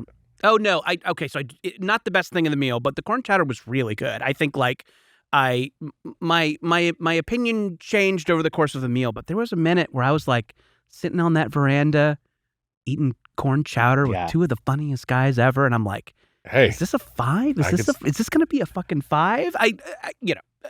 I'll save my judgment, but Yeah. there was a minute Jordan, I had during the the same. corn chowder. Yeah. I had the same thought, and it was also two of the funniest guys. I was thinking the same thing. Cut it out. Wikes? Or did you also think Yeah, that? of course. I was sitting there. I was just like, I'm eating. In my case, I was eating lobster bisque. It's a beautiful day, a lovely day. Two of the funniest guys ever. Man. Two of the funniest guys ever. Okay. Mhm. We should say that Wayne and Garth Wayne were, and Garth were were- there. Yeah, they're at an adjacent table. Yeah, doing a bit. Yeah. Is that it who was great. you meant for the two of the funniest guys? No, I thought we were talking about my pal. Wow. Wikes, thank you. This is Yeah, I great. was gonna This undercut is it at great. all. Here's a question We're for all you. feeling good. Is OJ's name in Naked Gun Nordstrom? It's Nordberg. Nordberg. Are we It would sure? be funny if it was Nordstrom. It would be funny if it was That'd be a Nordstrom. good joke. Right. No, it's Nordberg, and it's from the TV show Police Squad. There was a Nordberg who's a different actor. I was hoping it was Nordstrom. Yeah. That'd be fun. I'm sad. If you did the spoof of Naked Gun, you could make him Nordstrom. So if you did wrong. like the parody of the parody. Oh, so we're doing the parody of the Yeah, parody? Dressed gun? Yeah. Funny, scary movie. It's like scary movie, but funny. I really did enjoy my bisque. I thought it had a great texture Yeah, to it. you gave and us a a good little. flavor. You gave us a taste. Nice. It was tasty. Yeah, not my I favorite like- soup, but it was a good. It was a version of quality it. soup. Yeah. I mean, this is the thing. You're getting like. I liked the bisque more than the corn chowder, personally. Yeah, I think it was Yeah. it's probably a little bit better. I did have a little spoonful of corn chowder. Everything is like at that level of like good. You know what I mean? Sure. Like everything's like this is all quality stuff. This is nothing that I'm maybe going to go out of my way to get. But if I'm here and I'm having this meal, I'm having a great time. I'm enjoying all of it. I was sad about tomato soup. Yeah, it was a bummer that they didn't have it. You guys had a point. I did try to jump off the ledge I did try to throw myself over the ledge. And Yeah, you guys, we had to tuck you down. You guys had to tuck me back. There's a bunch of people down there. You're going to hurt them, you know. That's what you were worried about? Look at that beautiful pavement. You don't want to. People work hard on that pavement. Just do it in the bathtub, man. Jesus. Come on. We had to talk to you. We're like, Mitch, don't be like the Collective Soul video. Did I get that right? I forgot what band it was. It was Collective Soul. Okay. Are they a Canadian band, Collective Soul? Good question. Can we look know. that up? Is Almost Collective did Soul I almost Canadian? said Can we Soul bing that? Asylum. Oh, yeah. Soul Asylum was is- Canadian, right? No, I think Soul Runaway Asylum is Train. from Minneapolis. Oh, That's why we did same difference. That's why we did Runaway Frank in Minneapolis. That's right. Collective Yeah. Soul is from Stockbridge, Georgia. Wow. Okay. Georgia band. Interesting. Interesting. Now based in Atlanta. Okay. Damn. All right. Thanks, Emma.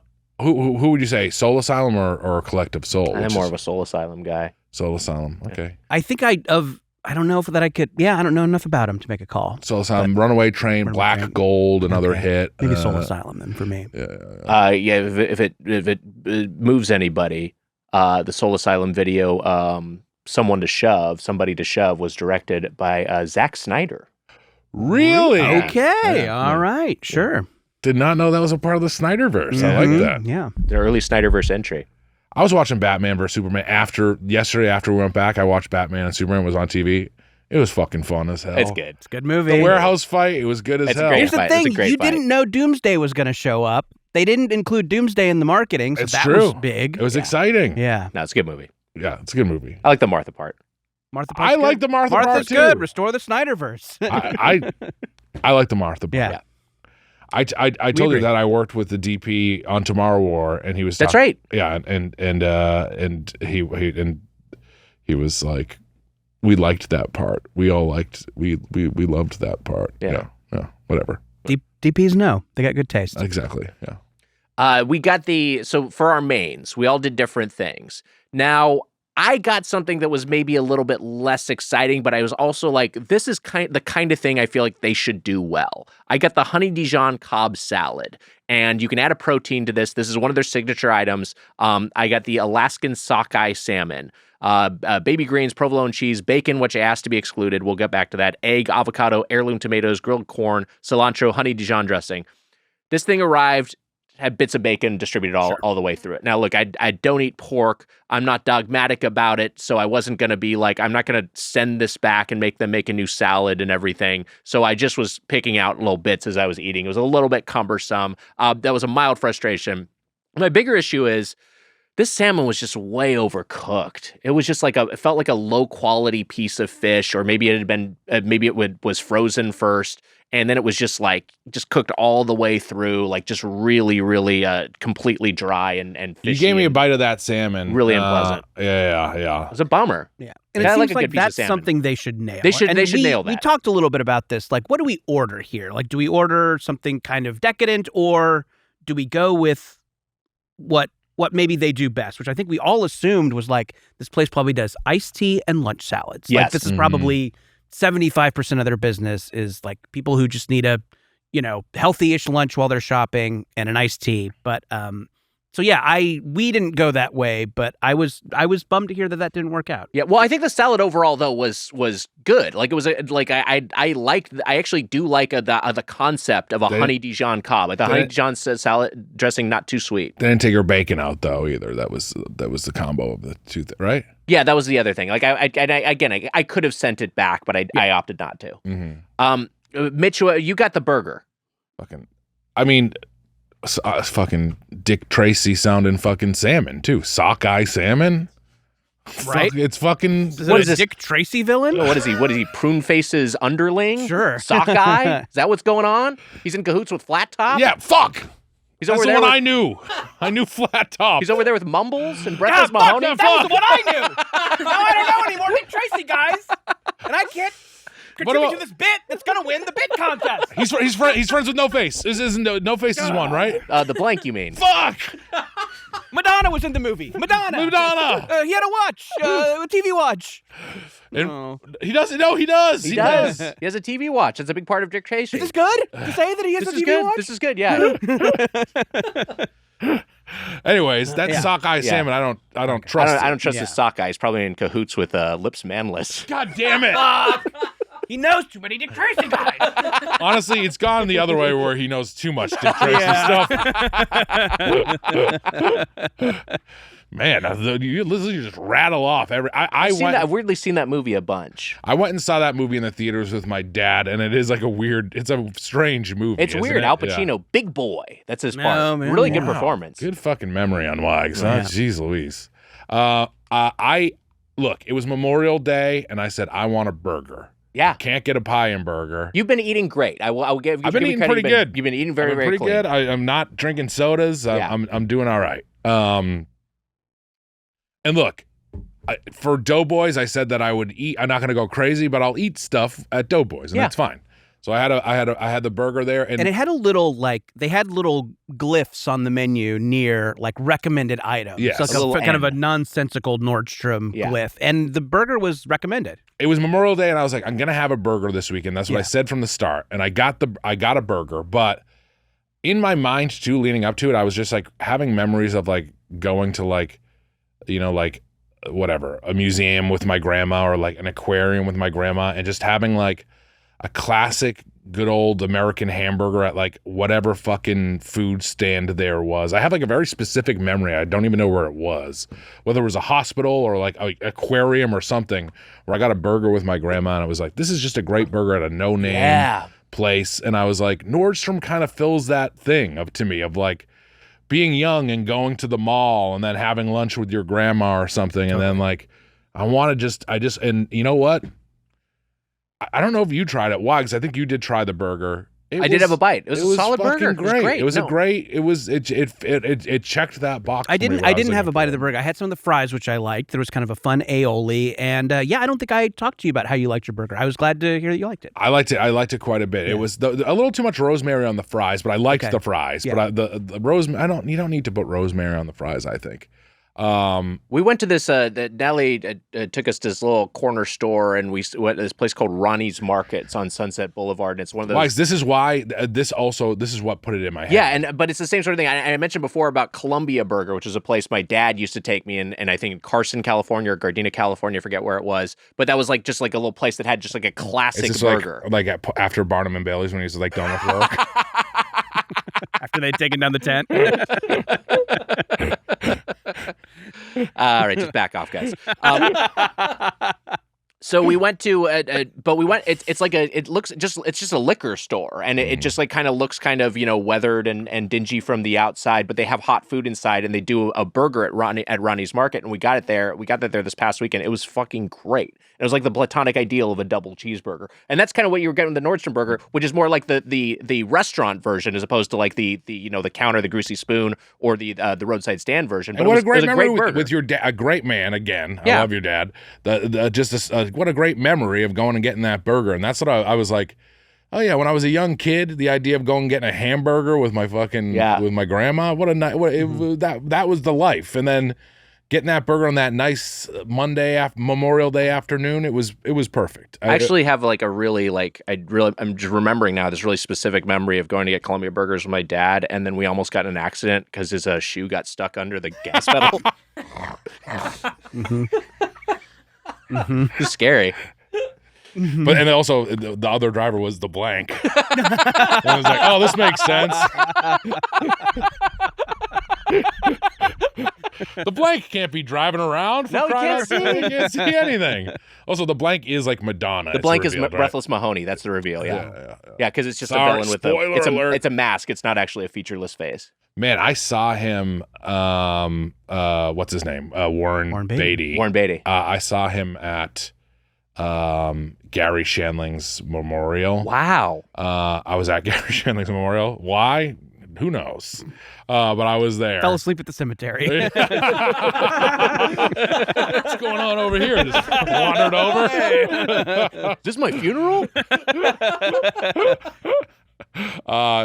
Oftentimes, if I like fall asleep anywhere in LA, they just usually drop me in the cemetery. No, it was during Love, and Judd was very kind to ask me to come to the memorial. And I mean, who doesn't? Judd love- Apatow. Yeah. Oh, sorry, Judd Apatow. Am I getting too A lot of Hollywood Judds out on you? there. A lot of Judds out there. But Judd, Ashley. Past Doughboys guest Judd Apatow. but that is true. Past Doughboys guess, what were you doing, Judd? Why the hell did you come on this show? What the hell? He was asking himself that same question, kind of visibly. Well, yeah, he's right to. He was right. But I went to that memorial, which was Whoa, fuck. okay. This place is freaking haunted. Casey, we got to move studios because we got a ghost problem. Imagine the hunky ass ghost. Casey, he died 10 years ago. Today. They say he haunts the Bar Verde to this very day. Guys, a lot of great thumbnail faces in this episode, by the way. I hope you're watching this. Thank you. I hope, Emma, these are great thumbnail faces we're making. Jordan's book fellow. Yeah, I know. And with the spooky content of the book, that Youth group. That's There it great. is right great there. excuse to hold it up for the camera. Thank you, Pre-order thank that you. wherever you Pre-order buy now. books. Oh my gosh, Exorcism's thank you. still one of the scariest movies. Yeah, totally. I said this year that the Shining movie maybe moved above it, and then I went crazy and thought my house was haunted. So the Exorcist has moved back up. Fucking I believe terrifying. it's terrifying. Scary movie. Wait, what was I saying? But when the book fell over, You were talking about. Oh yes, I saw Warren Beatty in real life. Yes. and he's whatever 70 something years old at the time. He looks fucking great. He's a Yeah. hunk. He looks good on with the Tracy Zooms In, whatever special he did to keep the rights for Dick Tracy. Oh right, yeah. Look good there. This was whenever a few years ago when Gary Shandling died. Yeah, no, this was I think his most recent public appearance was Tracy Zooms In. I think we were talking about this pre-pod.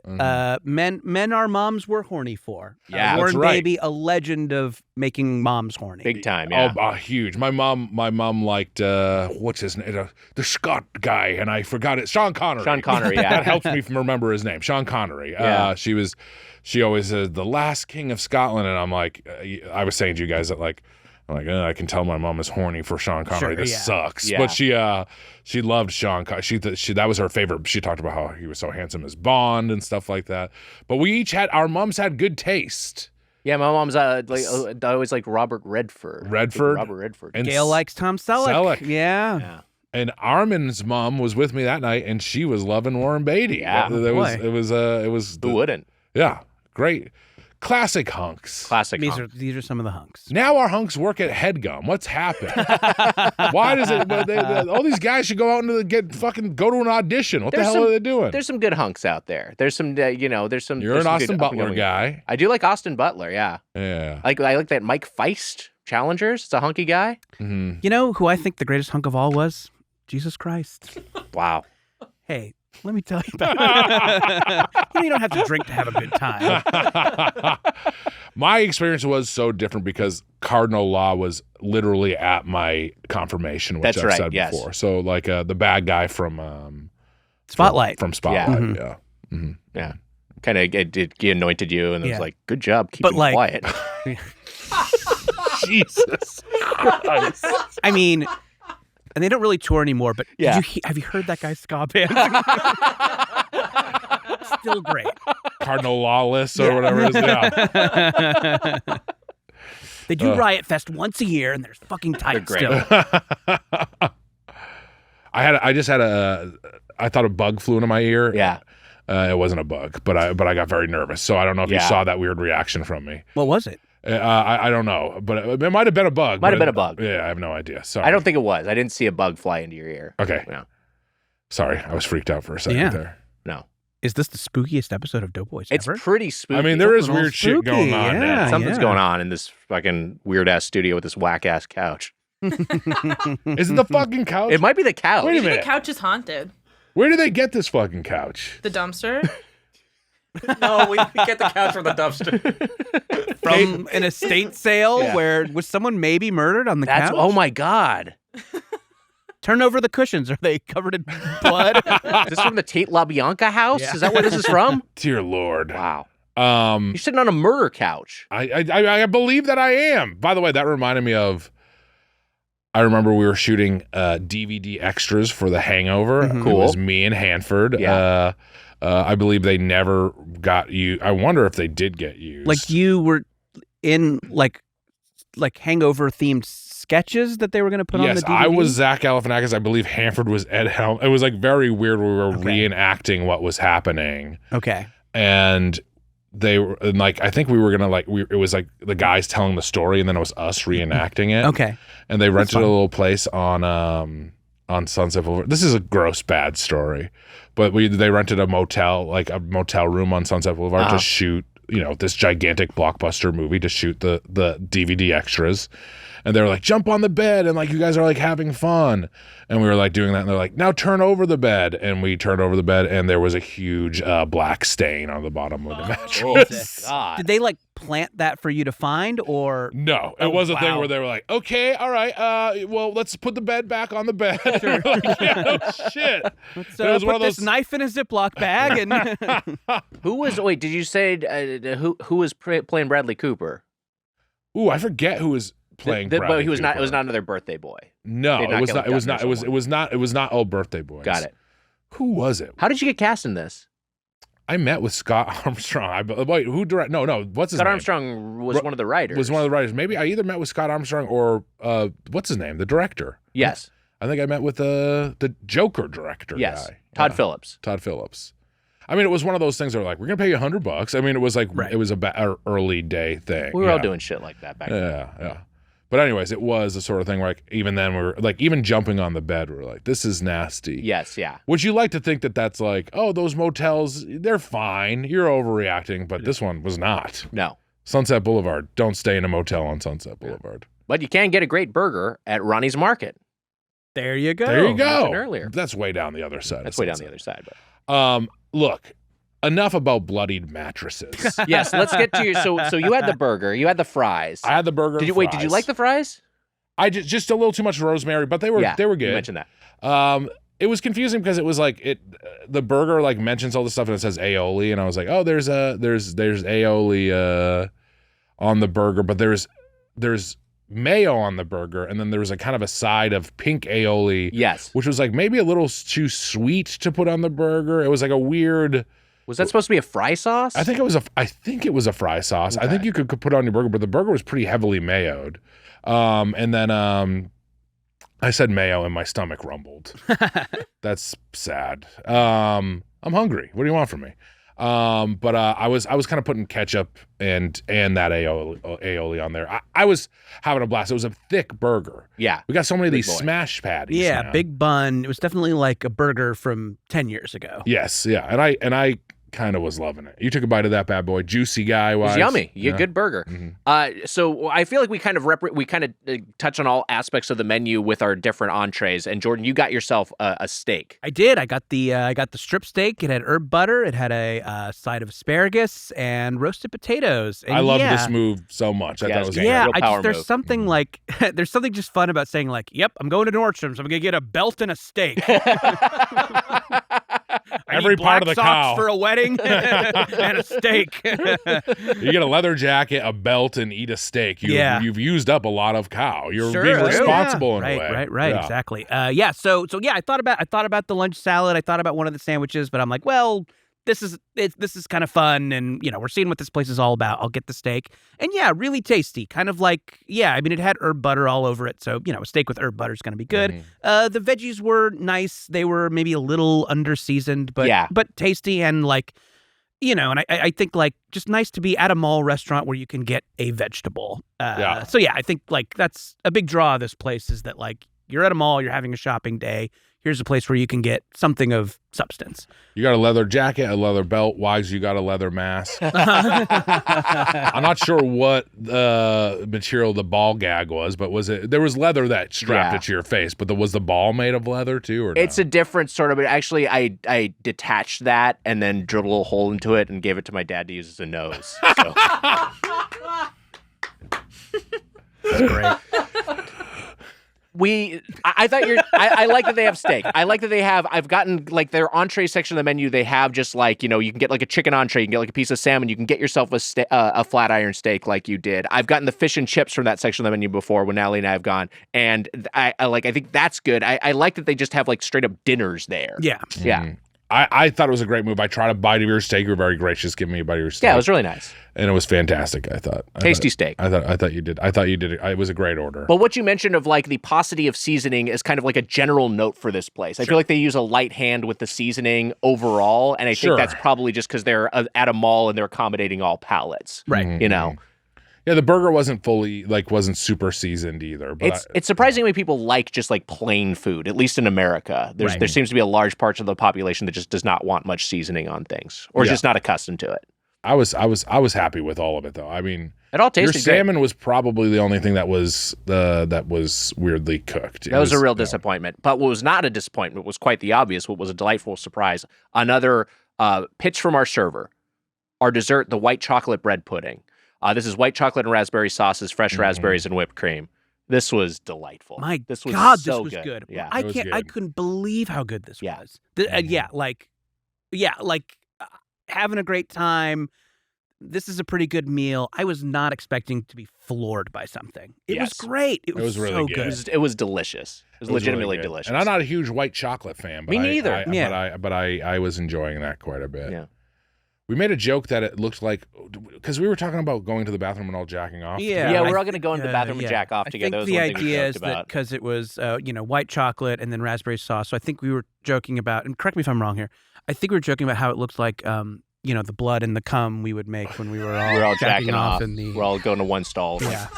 This is true. This is all true. This is not a bit right now. Yeah. I'm realizing that we are rehashing an actual conversation that we had at a mall full of families. A lot of families at this place. Why? I was going to see who could jack off the quickest or something like that. The idea is like maybe we had like a plain bread pudding, and then that was after we went to work on it. We would jack off on it. I think like the idea is like we would jack off so hard that our dicks would bleed. Yes, So I think that was like where that came from. Anyways, the genesis of that bit. Yeah. I just wanted to bring that up that we had been talking about. It was good that you did. But you know what? The dessert was delicious. My God, it was good. It was really yummy. A testament to the reason we could make that joke is because the plate was clean. Besides that some white chocolate sauce and some red raspberries stains. It was a clean plate. Yeah. It was fantastic. The fresh raspberries were a really nice touch, but I just thought it was delightful. And the thing they do sometimes, you'll get like that little sidecar or whatever. Here it was just on the plate of whipped cream. You always want there to be like a little bit too much, and there was. There was enough where if you wanted whipped cream with every bite, you'd have enough. You made like The Simpsons and you tapped out pretty early on. We had, I had like, here's the thing. I had some big bites and I had like a little bit of a reach too. So I feel like I had a few like really big bites early on and I felt like it was kind of like dominating the bread pudding. So I backed off. I was also starting to get full. So yeah. It was, what a great lunch all around. A great really day. Was. Delightful. I got a decaf coffee with that. Nice little cup of Joe. Yeah. Great. Arnold Palmer's, AKA Nick Wiger's. they were pretty good. Great. You can't just steal the Arnold Palmer. You just can't do. You can't. It's kind of my own take on it. You didn't make it. You just asked the. Yeah. When you're having it. Yeah, it's Nick Wiger. Yeah, sure. So everything's a Nick Wiger. Every food or drink you get. Just the Arnold Palmer. Okay. Makes sense. When it's 2/3 iced tea and 1/3 lemonade. Right, which is like how Arnold Palmer wanted but it. It's become a half and a half by default. It's because its meaning has shifted over time. Now we need someone to reclaim the 2/3, 1/3 ratio. God, you don't get it. You're not getting it. I might get it. You don't get it. Overall, what a fantastic Memorial Day. Yes, it really was. What a great way to honor fallen heroes. It is. I mean, at a big eating mall at Nordstrom's with two guys you did improv with. God bless Americana. Yes, God bless the Americana.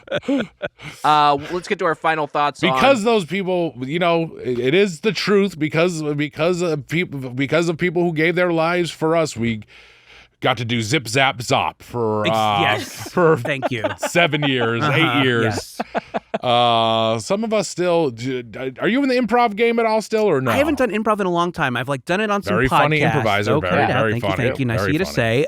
Yeah, I've done it on some podcasts, but I haven't done stage improv in some time.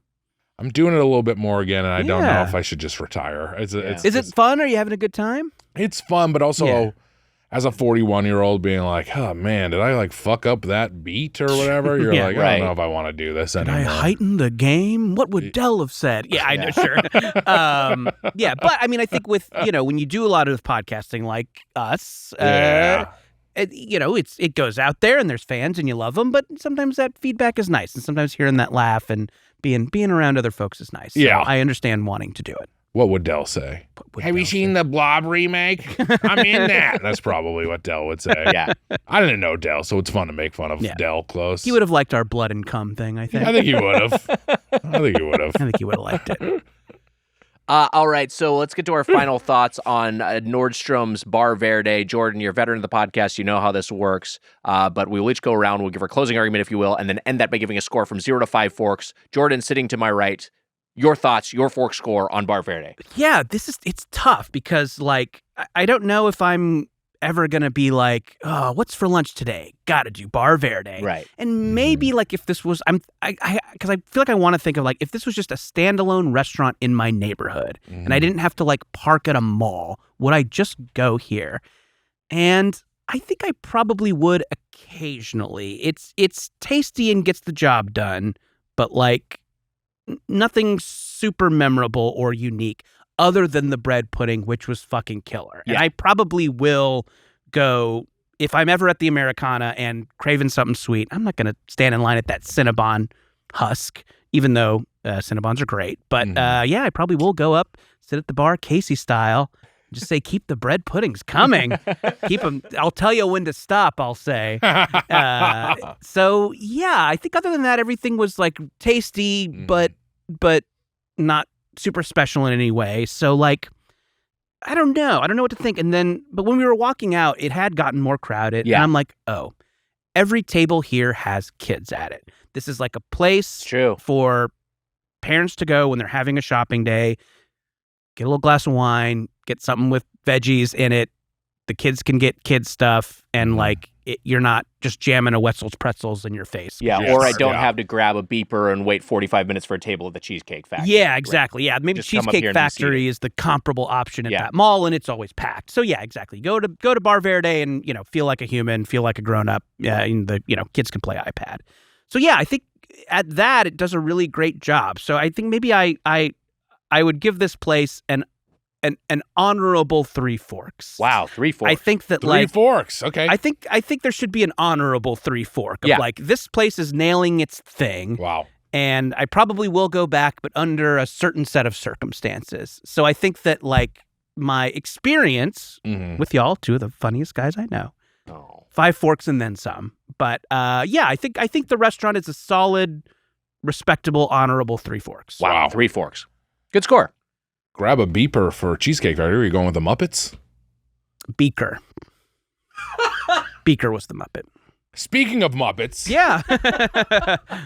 Save it. Pull it out of the tailspin. A great Muppet once said, it ain't easy being green. His name was Kermit the Frog. That's right. But at Bar Verde, life is easy. Mm-hmm. Bar Verde means green. That's right. At Bar Verde, life is easy. I thought I saved it pretty fucking good. If you ask me. That's why we're laughing, is because of how good it is. Life is easy at Bar Verde. Sure is. I was happy up there. It reminded me of being a child going on, trips with my grandma. Sure. Even on a day where I was nearly shitting my pants, Wags, I was having a great time up there, looking down like the Collective Soul video, The World I Know. beautiful day. Kermit, one of America's heroes, on one of America's great holidays, Memorial Day. Right.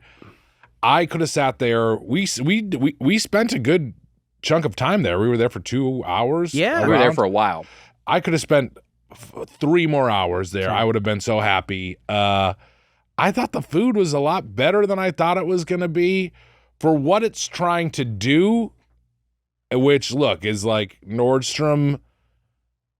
Nordstrom is, I want to say Nordstrom, it's like a little fancy, right? But it's not like super fancy. It's like fancy, Yeah, I fancy, affordable. I mean, it's like I where think people it's go like for category is like achievable fancy. I think if Okay. you're not, if you are hanging around middle class and you want an elevated experience, it's a little more than that. But you're not gonna break the bank. But Sure. you can spend $300 on a shirt. at Sure, Nordstrom. yes. yeah. I mean, They've got some fancy I stuff. know it is fancy in a way, and I'm saying there's a lot of families that can't shop at Nordstrom for Yeah. sure.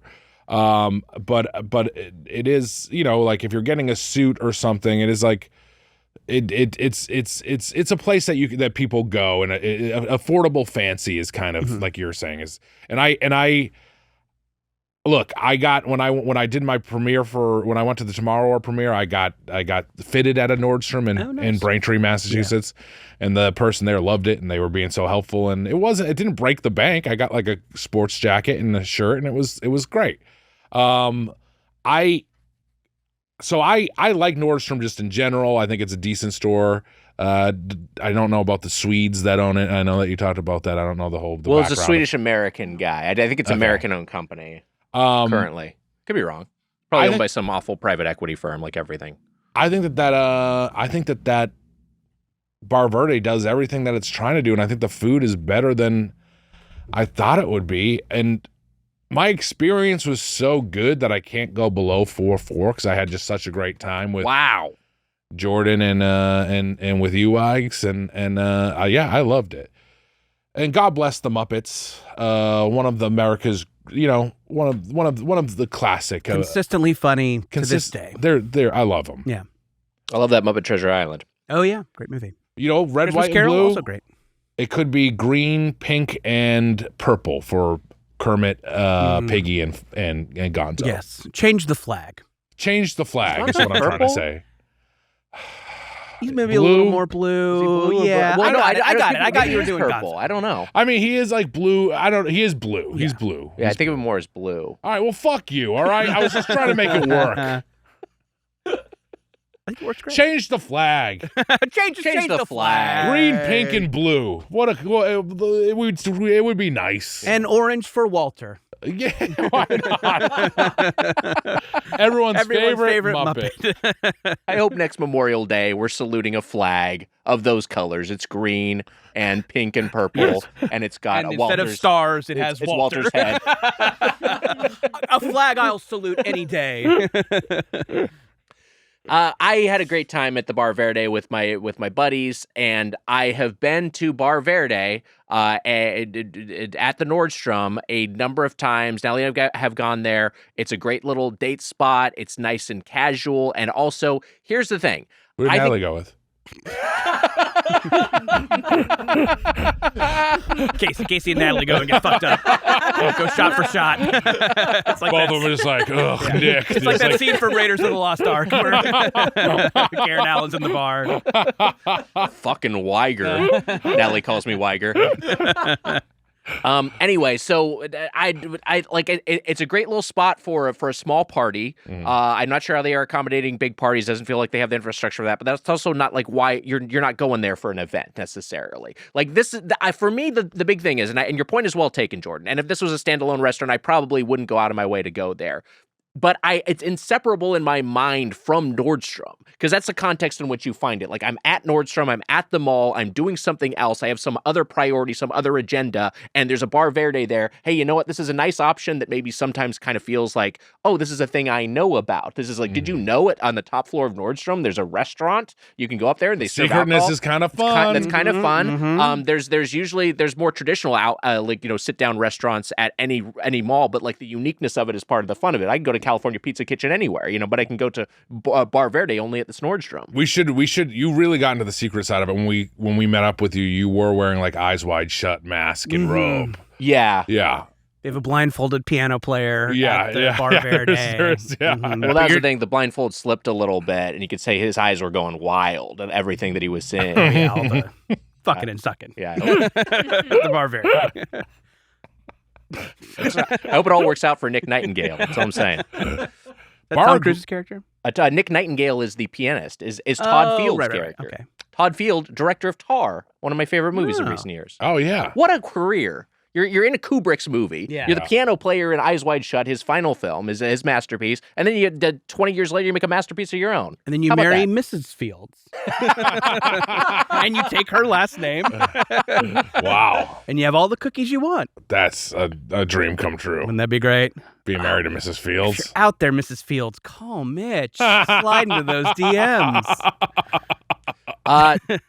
To quote the great Collective Soul, Wow. whoa, heaven, let your light shine. Mm, Down. Down. And I felt like the heaven's light was Yes. shining down on us on that veranda outside of Bar Verde. I love this, And Wise. feeling like life was easy being green. It because was. Verde means Life green. is. It was. Kermit would have had it sang a different tune. Had a delightful time. He was at the piano. I think all their menu items are fine to good, and I like that they have alcohol, and I just like that it exists. It's fun. So I'm going to be in a hand-holding club with Mitch, and I'm going to say this is a 4-forker for me. I Wow. really like Nordstrom's Bar Verde. Man, the Muppets at Eyes Wide Shut would be fun. that would be fun. That would be a fun I movie to know. remake with Muppets. Mhm. Yeah. Yeah. Why is it called Bar Green, or like basically Bar Green? I'm not sure. I don't know. I couldn't Verde. find a source on the name. Yeah. Yeah. I loved it. A great day with two funny friends. A great day. I think to maybe like The it funniest. could be the kind of thing. You're a sweetie, bitch. Right back at you. I think Bar Verde kind of sounds like if again you're just a dad at a mall. You're like, oh, Bar Verde. It sounds like a nice thing if you don't quite understand Yeah. its meaning. If you Mhm. interrogate it all, it's just like this seems kind of nonsense. Yeah. But whatever. That's like a lot of names of things. Yeah, isn't like Haagen-Dazs kind of just a nonsense Made-up word word, that yeah. vaguely sounds fancy. So yeah, I guess That's kind funny. of going along with Nordstrom's, here's a little like peek at luxury. Yeah. Yeah, maybe it's just like, these are two words. We should say that we were going to do a bit where we were all going to buy new clothes from Nordstrom and wear them on the show. Yeah. And then we realized that was going to be a really expensive bit. Yeah, we were gonna spend like $1,000 Yeah. on a bit. Just And wearing also- a kind of normal shirt. Yeah. And we also were gonna have to it would have taken probably an hour to Yeah. do. Yeah, because you can't do just it, buy yeah. like, oh, this is funny, I'll buy this. When again, it costs $300. Yeah, you gotta try stuff it on. and- Although they'll take anything back, so we could have just left the tags on and then, yeah. Yeah. But then we're like, this blood and cum thing is free. This is free and easy. It was like Let's Eyes just Wide do Shut. I this. guess we should have stepped on that earlier. It was. There was a piano player, Todd Right. Fields, and Yeah. Kermit was blindfolded playing the banjo. That would be good.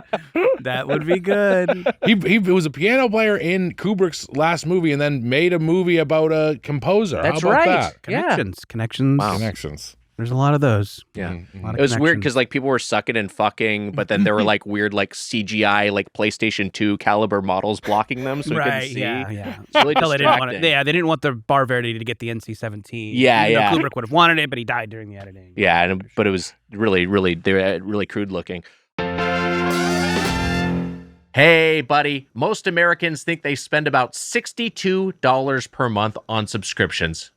But get this, the real number is closer to $300. That is literally thousands of dollars a year, half of which we've probably forgotten about. I know I have. Thankfully, I started using Rocket Money. They found a bunch of subscriptions I'd forgotten all about and then helped me cancel the ones I didn't want anymore. Rocket Money is a personal finance app that finds and cancels your unwanted subscriptions, monitors your spending, and helps lower your bills so that you can grow your savings. With Rocket Money, I have full control over my subscriptions and a clear view of my expenses. I can see all of my subscriptions in one place, and if I see something I don't want, Rocket Money can help me cancel it with just a few taps. I love how the dashboard shows me this month's spending compared to last month, so I can clearly see my spending habits. Plus, they'll help me create a custom budget and keep my spending on track. Rocket Money will even try to negotiate lower bills for you by up to 20%. All you have to do is submit a picture of your bill, and Rocket Money takes care of the rest. They'll deal with customer service for you. Rocket Money has over 5 million users and has saved a total of $500 million in canceled subscriptions, saving members up to $740 a year when using all of the app's features. Hey, this is cancel culture we can all get behind. Stop wasting money on things you don't use. Cancel your unwanted subscriptions by going to rocketmoney.com/doughboys. That's rocketmoney.com/doughboys. rocketmoney.com/doughboys. What's up, everybody? It's your boy, the Spoon Man, and I want to talk to you about today's sponsor, Tea of a Kind. Are you tired of energy drinks that bring you up just to let you down? Well, Tea of a Kind Torch Energy hydrates and energizes you at the same time by transforming your water into an energy drink so you can avoid the crash of traditional energy beverages. Tea of a Kind Torch makes it easy to try their products with their starter kit. So you're probably asking, how does it work, Spoon Man? Well, guess what? I'm going to tell you. The cap has a chamber that is filled with ingredients and pressurized with nitrogen. This keeps the ingredients sealed and protected without the need for preservatives. Tighten the cap onto the Tea of a Kind reusable bottle, and you're off to the races. When the cap is twisted off, the ingredients are propelled from the chamber and instantly mix with the water inside the bottle. No need to shake, simply twist and sip. That's it. When you twist the cap, it instantly mixes your drink for you, unlike other drinks that use powders or you have to mix yourself. You can take multiple caps with you without the bulk and weight of traditional cans. And hey, it's easy to take on the go.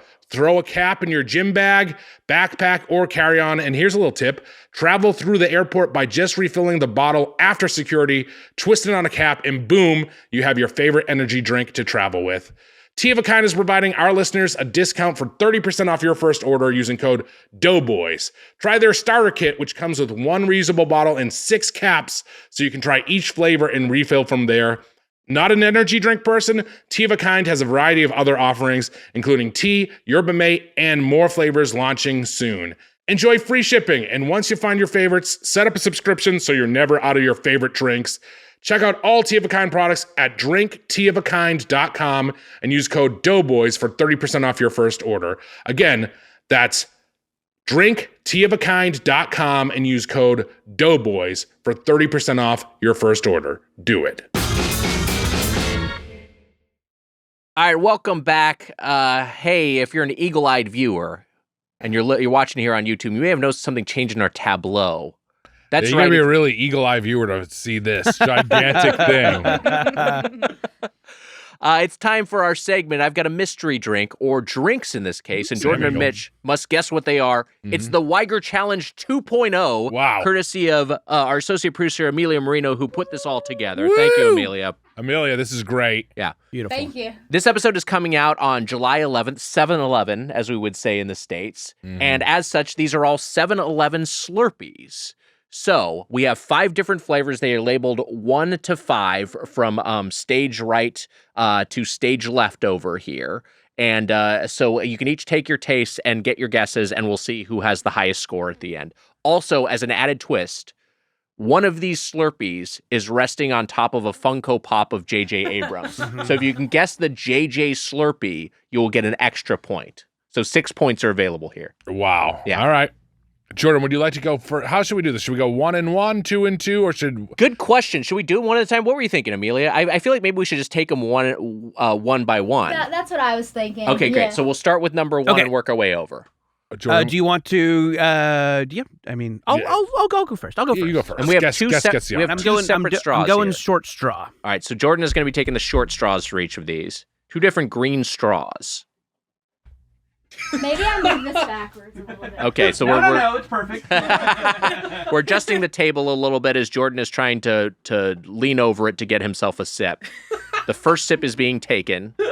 Is this the most comfortable way you've ever drank a Slurpee? He has taken the first The sip. first sip has been Do taken. I guess now? I think you can let Mitch take a sip, and then you can each guess. But what do you can give us any impressions if you want, right? Yeah, tangy, a little citrus. Okay. Mitch is also taking a sip at this point. Okay. Okay. A little sunscreeny. Classic Slurpee That flavor. might have just been from me. A little bit sunscreeny. Is that because you're usually wearing sunscreen when you eat a Slurpee? So that is often probably maybe, true. Maybe. But it is. I'm going It's to a take another summertime sip. Is that treat. okay? Yeah. I'm I'm saying yes. It's fine with me. I've mentioned this before, but Nally and I used to get Slurpees all the time. We'd get like a Coke Slurpee, and it was like where when people would get an afternoon coffee, we'd go do that. And then at a certain point, I was like, I wonder how bad this is. Can't be that bad. I looked it up. It was like 400 calories. I couldn't believe how much fucking they're not sugar good. I was drinking. Okay, so I think I'm ready to guess. I'm ready to guess on this. Should we go one by one? Why don't we all right. alternate? Who goes first and who guesses first? Okay. Yeah, I'm ready to guess. I think this is the JJ one because I can taste the lens flare. I made that joke before the camera started, and I thought it went well, so I thought I'd do it again. I think this is lemon lime. Maybe it's like branded in some way, like with the 7-Up or whatever replaced Sierra Mist. Yeah. But Damn, that's a good guess. yeah, I think lemon lime. Lemon lime is the guess. I got a little bit of a lemon flavor, but I also got a bit of a mango flavor. So I was going to say some sort of mango Fanta or something like that. I mean, I'm maybe very off. I'm usually pretty good at guessing games. Yeah, you kind of nail the Wiger challenge usually, right? Mitch has a winning record in the Wiger challenge. I don't think I can give either of you a point here. First off, it's not the JJ one. Is it a fruit? JJ didn't do it here. Is it fruity? It's Like this fruit is punch? This is a fruit one. The fruit though in question is peach. This is perfect peach flavor. Peach. I I didn't get any peach from that. Yeah. Yeah. Mango, not bad for 7-Eleven. I mean, still pretty bad, but We'll keep going. It's closer than peach, it's closer than lemon lime. I was gonna say that because it wasn't super sweet. Yeah. Which like a lot of peach stuff is weirdly sweet, but a peach, it's like kind of a decent job of representing a peach flavor. Do you want to take another sip now and see if it's any peachier? Which is going to take us another evaluation sip. Are you getting any peach now? That's so peachy, it get Mario rock hard if you catch my drift. Man, I didn't think anything could beat Clown Dad. Anything could beat Clown Dad. And then fucking here comes Mario's rock hard. This number two has the menacing face over it. I'm gonna. Oh, Wiger Challenge 2.0. Yeah. I'm gonna go first for the second. Yeah, we should explain what with this. So Amelia has written Wiger Challenge 2.0 on top of this cardboard rig, and then with inside the 0 has drawn like a little nefarious smiley face. All right, Mitch has taken his first sip of number 2. I think that's cherry.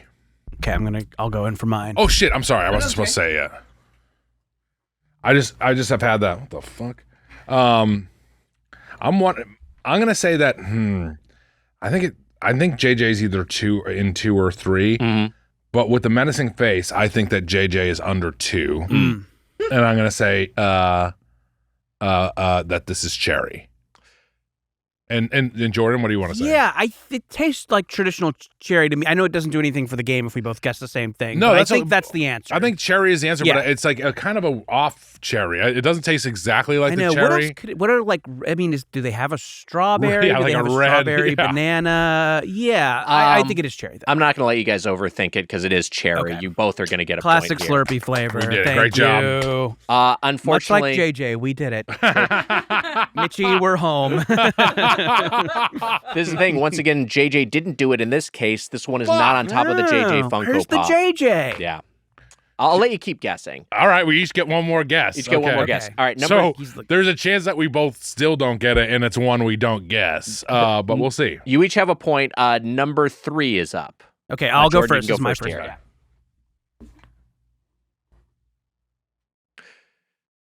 I believe you drank out of the tall straw, by the way. That's kind of bad. Is that a prank flavor? Like, None of these are prank flavors. These Okay, are all yeah. legitimate. Did you do the tall? oh legitimate gosh, flavors. sorry. I think I did the shorty, but I think the long straw did touch my face a lot. That's fine. I don't care about that. And also, I would share a straw with you anyways. You know what? No, I thanks, don't buddy. care. In fact, maybe I'll sip from both straws. That's your right, Yes, Mitch. a hero. Change the flag. All right, Mitch is taking his sip. I don't know. This is a tough one. Is it like I like? Is it just like a generic tropical? Is it like something like that? Is it like tropical burst or something? That is a great question. No Googling Slurpee flavors over there. I'm not Googling Slurpee flavors. In fact, I was Googling something else for a joke. Sorry, I interrupted.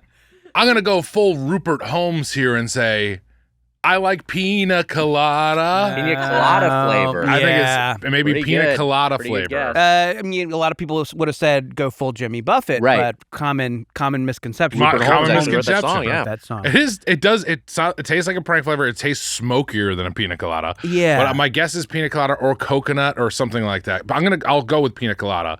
And I'm going to burn my second JJ pick because I said 2 or 3.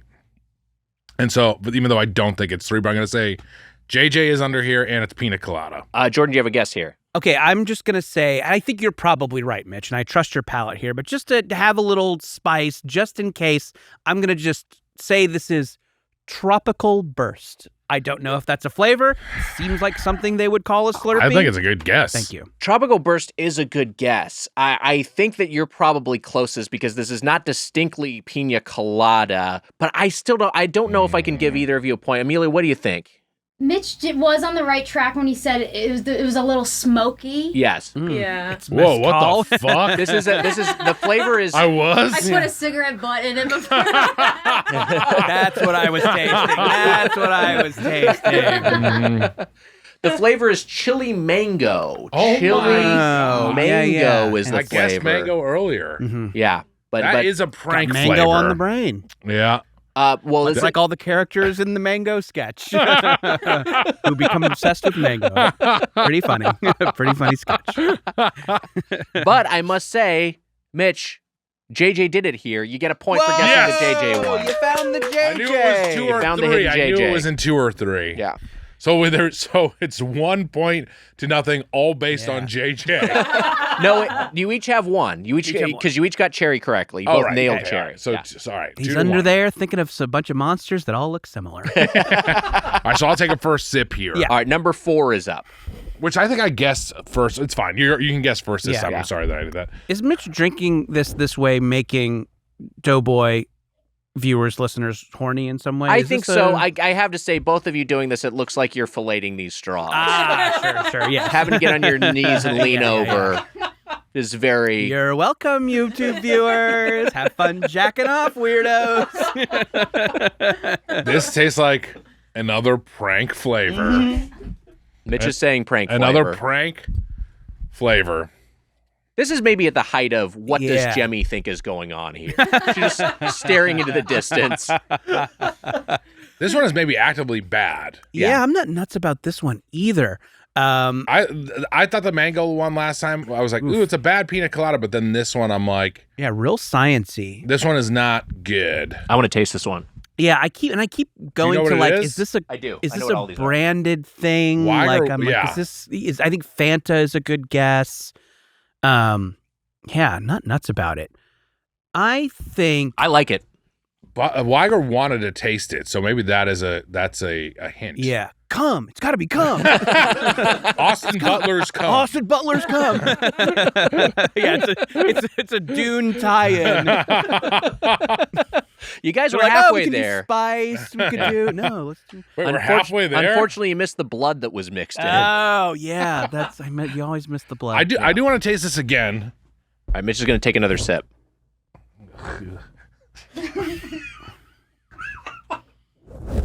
Are we going to reuse this rig? We have to reuse this rig. This is a great rig, by the way. This reappropriated factor box. This is fucking tough. Yeah. I know. It's I think this is tropical. I think You're this is calling some this sort one of- tropical. I think. Oh shit! I was gonna let you guess. No. Sorry. I think I am gonna go, and I didn't see the color in the straw. I maybe should have looked, but I'm gonna say it's just that ever-present science flavor, blue raspberry. Just that kind of tart-y, sweety kind of thing. Yeah, blue raspberry is my guess. I don't think I can give this to either of you again. The flavor is dragon fruit. Do you want to, Amelia? Do you feel Dragon differently? Never would have fruit. I guessed feel dragon like fruit. tropical should get a half point. Okay, we'll give a close. half Closer. point to Mitch for tropical. Dragon fruit. This is dragon fruit. I feel These like are this- wild 7-Eleven Slurpee flavors. well, dragon fruit is an up and coming flavor. You're seeing that a lot of places. Yeah, it's kind of a hot flavor. Yeah, Panera will have like a dragon fruit lemonade Sure, or whatever. that'll kill but- people. Yeah. All right, we have one left. Yeah. Hey, Mitch, I know what the people want to see. You want to Archie and Do it Veronica this together, thing?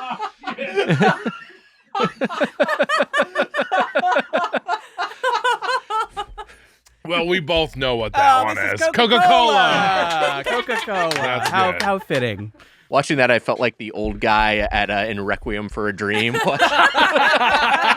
Ass to ass. Straw to straw. I hurt my neck while I did that. Coca-Cola is the answer. Coca-Cola. Yeah. Gotta You be, right? each get a point here. This is Coca-Cola. So yeah, you did great with the classic flavors. The more exotic flavors y'all whiffed on. Mitch ends up winning the Wiger Challenge 2.0, preserves his winning record on the strength of his half point for dragon fruit and his Wow. guess of the JJ. Now, I just Slurpee. want to reveal this for Jordan. Oh yeah, I want to see the take a fine look. Go ahead and spin this craftsmanship. some bitch around. Amelia was blocking this with her jacket when we came in. That's so cool. Dragon fruit. Oh, okay. And the dragon fruit was purple. That's interesting to see. Yeah. Yes. Chili mango. Damn, we maybe could have gotten that. And This the is peach one. This is the element of this is what makes this the Wiger Challenge 2.0 is that you do not have your other senses beyond taste. Typically, you can look at these things, you can smell them, you get up close with them, but here Yeah. you really only have flavor to go off. And I guess, kind of interesting. These flavors that, the companies cook up for these things are probably less tied to the actual thing and more just associated with the color or the Right, packaging. yeah. It's like that kind of signals the taste. Yeah. I think it is fascinating to see the colors and sip them, and it feels like a different thing. It's so strange. Mm-hmm. All right. Hey, that was the Wiger Challenge 2.0. Just like a restaurant via feedback. Let's open the feedback. And today That chili mango one, I don't know if you get to the bottom Oh, of that yeah, chili sure. I mango want a one. little bit more. So a little spice. I want to try it. There is way more spice. I think I was getting the top of it. It does have a little kick. It has kick, which I did not Let me take taste a in the little first Spicy round. Slurpee. What an age we live in. Amelia, did you try any of these? No, and I don't plan on it. I don't That is blame you. strange. The smokiness is so prominent, and then the burn, but the burn isn't like it's not even like pleasant. You know what I mean? I'm a bit of a heat seeker. I think things are spicy, but You call me Bowser because I'm going to kidnap this peach. Kind of did your thing. It was great. Yeah. yeah, I don't know about this one. I definitely get more. I thought you liked smoke it. than Can I spice. try this Oh, yeah, one sure. again? I know you were going to kidnap it. I don't, just I'm a Luigi here. Were any of these low sugar or like no sugar? Oh, yeah. I took a photo of the. Okay. Picture that bad boy. Perfect peach has 5% juice. Okay. Okay. Pretty healthy. Cherry has 6% juice. Okay. Blue raspberry was all out. You would. I was looking for it. I was always kind of Mm-hmm. looking for it. Chili mango, it doesn't even say what percent juice is on it. It's like, don't worry about So it. none. But there was none that there was none that said that they were low sugar or anything like that. Dragon fruit. Dragon Zero fruit's the low sugar one. Dragon fruit is no sugar. But Interesting. 0% juice. Because Got there's it. sugar and 'Cause juice. Yeah. So it's all science. I gotta say, sipping number one over here. Call me by your name because I'm gonna Chalamet this peach. That's the other peach joke. There's two of them. I mean, then the classic cherry and Coke flavors are still the best, right? Yeah. Not I think not to be so. a back in my day guy, but you can't beat those classics. I used to like the pina colada one Oh, back yeah? in the day. But cherry and Coke are. Wise, you were a big time Coke Love Slurpee. the Coke I used to use that Slurpee. when I was younger. I didn't like the Coke Slurpee because I was like, you drink Coke like with Slurpee, it's going to be a different fun flavor. I never really got how nice a Coke Slurpee It's can so be. delightful. And then Great. they were doing a really good one at Burger King for a time. I'm not sure if they still have it. I'm drinking more of the sugar-free one because now knowing it's sugar-free, I want Yeah. to taste what it's like. Is it zero? It's not 0 calorie, right? It can't be. Probably not. Yeah. But sugar-free, maybe it is just. How else will they make it? I don't know. Just like a restaurant via your feedback, let's open the feedback. Today's email is from Paula. Paula writes, Emilia, if you get nutritional info on that one, feel free to chime in. With the recent closure of nearly 90 Red Lobster locations, I couldn't help but feel sad. I've had a lot of fun dining experience at Red Lobster over the years, and it feels like the end of an era. What chain restaurant closures have saddened you the most? P.S. I love the pod so much. Please come back to Denver. I hope you're on the Casa Bonita waiting list. I've been on it since November 2023. Wow. Quite a queue there. It's gonna start a fight because I've wanted to go and do Casa Bonita. I'm not ruling it out. We do it. We might do it. Yeah, we'll see. We got there are logistics to sort out, but this is a doable thing.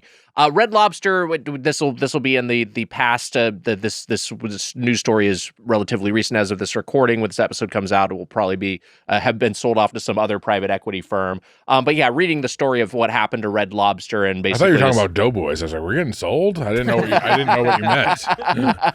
No, Red Lobster. The chain has a whole thing where this Thai company bought it up, and then they completely basically just like gutted the business. It's like the mafia bust out capitalism that you keep seeing, of just like they did everything to just sort of bleed its coffers and take all of its resources to profit the parent corporation, and then ended up kind of bankrupting the actual restaurant. I kind of said something similar earlier, but Yeah. do you think Headgum will ever be acquired by like Abercrombie and Fitch?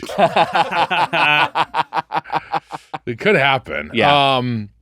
Yeah, it's very sad. Red Lobster. We actually, Jordan and Nick, we had like a big dinner there one night, a big group of friends. That was a blast. That was one of the last 2020 group meals we had. Do you remember? I don't know if you remember the timing of that. But we were all there. Kowalik showed up, hammered. Kowalik, you were drunk that You night. gotta admit, you were fucking drunk, Kowalik. You were shit-faced. He came in and was like, let's get some lobster, boys. We were like, oh, all right. We didn't invite him. It seemed like he was just there. Was that like February 2020? It was like something like that, yeah. And also, speaking of Denver, we've said it so many times on the podcast, but yeah, we were in Denver when we found out with Emma, when we found out about the pandemic basically breaking in real time. We're all Poor like, Emma. are we going to have to be inside for a week? Are Yeah. we going to have to be inside all week? Imagine your last week, like one of your last few hours of like normalcy is with Nick and I. Stuffing Salt cheddar Lake bay biscuits City. in your mouth. I don't need to be part of society anymore. That's fine. You and Emma both experienced one of your last outings ever. Wow. Were Wouldn't- Nick and me. Wouldn't change it for the world. Oh, come on now. We're both still in therapy about it. Emma and I see the same therapist. It's a dual set. You're both in there. It does make me sad Red Lobster's going down. It wasn't like when I was younger, it wasn't like because of Boston. We've talked about New England. Was lucky with lobsters. Did not have a lot of penetration in New England. Yes, It was penetration is a way you could put it. the way market penetration. Yeah. Red Lobster didn't fuck Boston. Red Lobster started at Darden Foods, I believe, started in Florida, and then so like it was designed to bring that New England lobster house experience, that the fish house experience, to the rest of the country. Yeah, and so I didn't. But I am sad. I mean, I've gone there and I've enjoyed it quite a bit, and the Cheddar Bay biscuits are fantastic. For me, of course, the big one is bring 'em home some Brighams. That's the one for me. I didn't The have ice to sing cream the song parlor. that no one knows. Yeah. The ice cream parlor. You took me to a big Brigham's. I took you to the last, and it's now gone. The ice cream parlor. Wow. But that was like the last kind of the semblance of a Brigham's. Is that the right word there? Yeah, I think so. Yeah, What did you get, a mocha frap? I did. Yeah, I got a Good. mocha frap and a raspberry lime Ricky. I did the Mitch combo. I love it. Yeah. I'm so happy you got to try. It was before great. It we're was done. delightful. I got to meet Dieter. Yes, Dieter. I know. I hope Dieter's well. I haven't. I wanted to get the recipes from him at some point, like how he made the mocha frap and the raspberry lime Ricky. Dieter, reach out to me. I don't know how to find you. Yeah. I've been looking for him. It's been like a lot like Liam Neeson. I'm like I will find you and I will kill you. Don't kill Dieter. I won't kill Dieter. I won't kill Dieter. Oh, not until he gives me the recipes. Searching for Dieter, though, could be like your self-insert documentary. Like, Yeah. just walking around looking for Dieter. Mm-hmm. His name also spelled, I think, like dieter, basically. Yeah, I think that's how Dieter is spelled. Dieter. Yeah. Which is like a sad reminder for me. There's a boarded up Fuddruckers that I walk by. Oh, That's God, fucking a good Fuddruckers. one. Fuddruckers is good. fucking legendary. Yeah. It was so good. I don't know if it's gone or just kind of gone from our area, but what I wouldn't give to be in a Fuddruckers again. It's That's not. great. It's Squirting not. nacho cheese on my burger. It's not gone, but it has receded a lot. It has Bummer. really surrendered a lot of territory. Yeah, the That's a ones bummer. that. And Jordan, I wonder if also someone from SoCal, if you have any fandom for either of these, but two that I think of are Marie calendars. Oh, yeah, sure. Which has really lost a lot of market share. And I used to have a lot of great memories of Marie calendars. Marie calendars for me was like a birthday restaurant. Like I picked that as a little boy, going there and getting myself a lasagna. And then the other one is Spoons. I don't remember Spoons at all. Sounds like I love this place. The gimmick of Spoons is you would the Spoon, man. You'd love Spoons. Yeah, that's what I'm saying. For you. Mm-hmm. Yeah.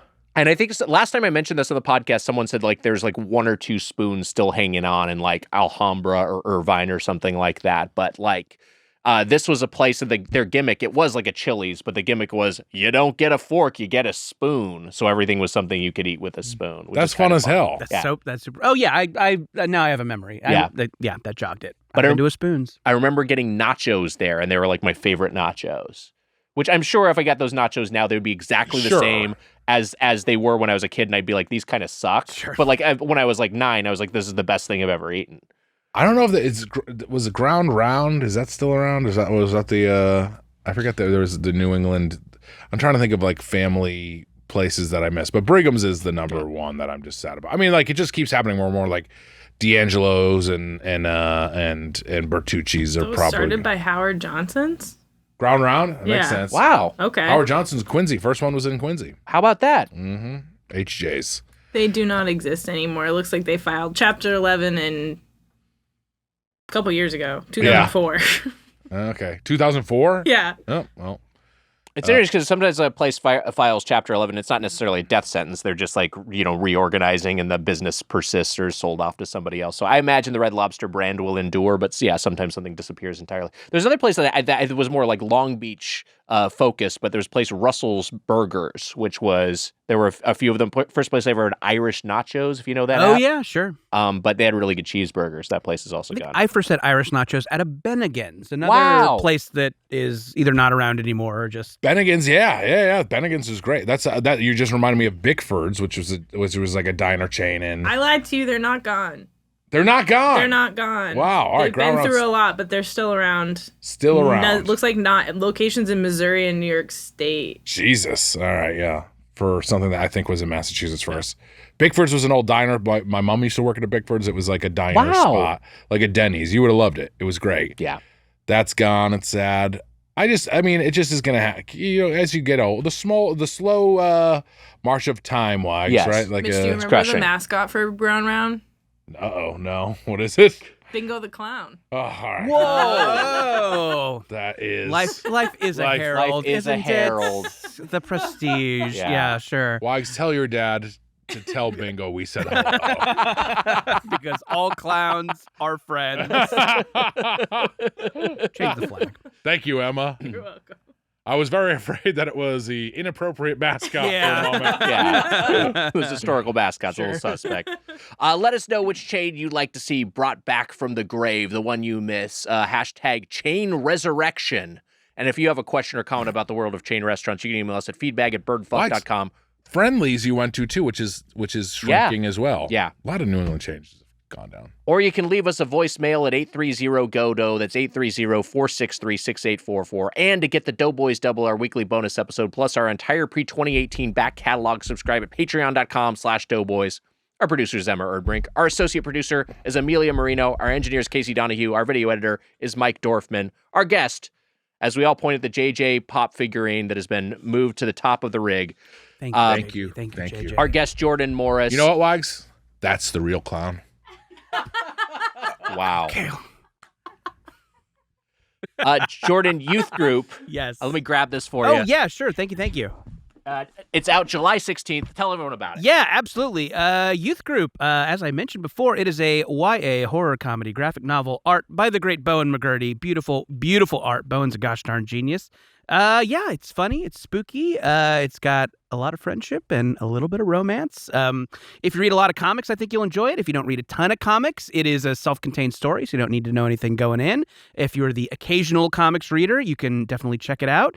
And I would love it if people did. There's a link, bit.ly/youthgroupbook, bit.ly/youthgroupbook, and you can look at the cover. You can get a bunch of links to order it and see a couple of the first pages. And if you're listening to this before July 16th, maybe consider giving us a pre-order. Pre-orders are huge for books. Just a couple of them make a huge difference. So you can do that at Amazon, Barnes & Noble, better yet, your local indie bookstore. And if you want a signed copy, I'm doing these via a great indie bookstore here in LA called Book Soup. So if you go to booksoup.com, you can grab a signed copy of Youth Group, and they ship anywhere in the world. So no matter where you are, you can get one through Book Soup and help out a great local indie. And if you're listening to this after July 16th, run, don't walk to wherever you get your books and comics to grab a copy of Youth Group. I've pre-ordered it myself. I'm very excited to read it. Congratulations on the book. I haven't yet, but I will. Yeah. Thank you. I trust you. I feel like an ass, but I am gonna do it. Such a wonderfully talented, hilarious Congratulations, guy. We love him. I hope people check that out. We hope people give you a pre-order. Thank you. I would love Everyone loves Jordan. It's the truth. Thank you, guys. I thought of before we wrap up. I probably could just not say this, but I'm never gonna have another opportunity. I thought of another ska Godfather thing. Oh, great! Yeah, sure. He's gonna sleep with the real big fishes. You know what? I think he maybe won the bit contest. Yeah. Wow. Riff of the pod? It might have been the riff of the pod. Riff of the pod. Hang it up in the rafters. He's going to sleep with the real big fishes. Put it on a jersey. Raise it up to the Headgum rafters. And we'll salute it every time we walk in. That's our Memorial Day, yes. Hanging up there with the Doughboys corpses. Swinging back and forth. That'll do it for this episode of Doughboys. Until next time, for the Spoon Man, Mike Mitchell, I'm Nick Wiger. Happy eating. See ya.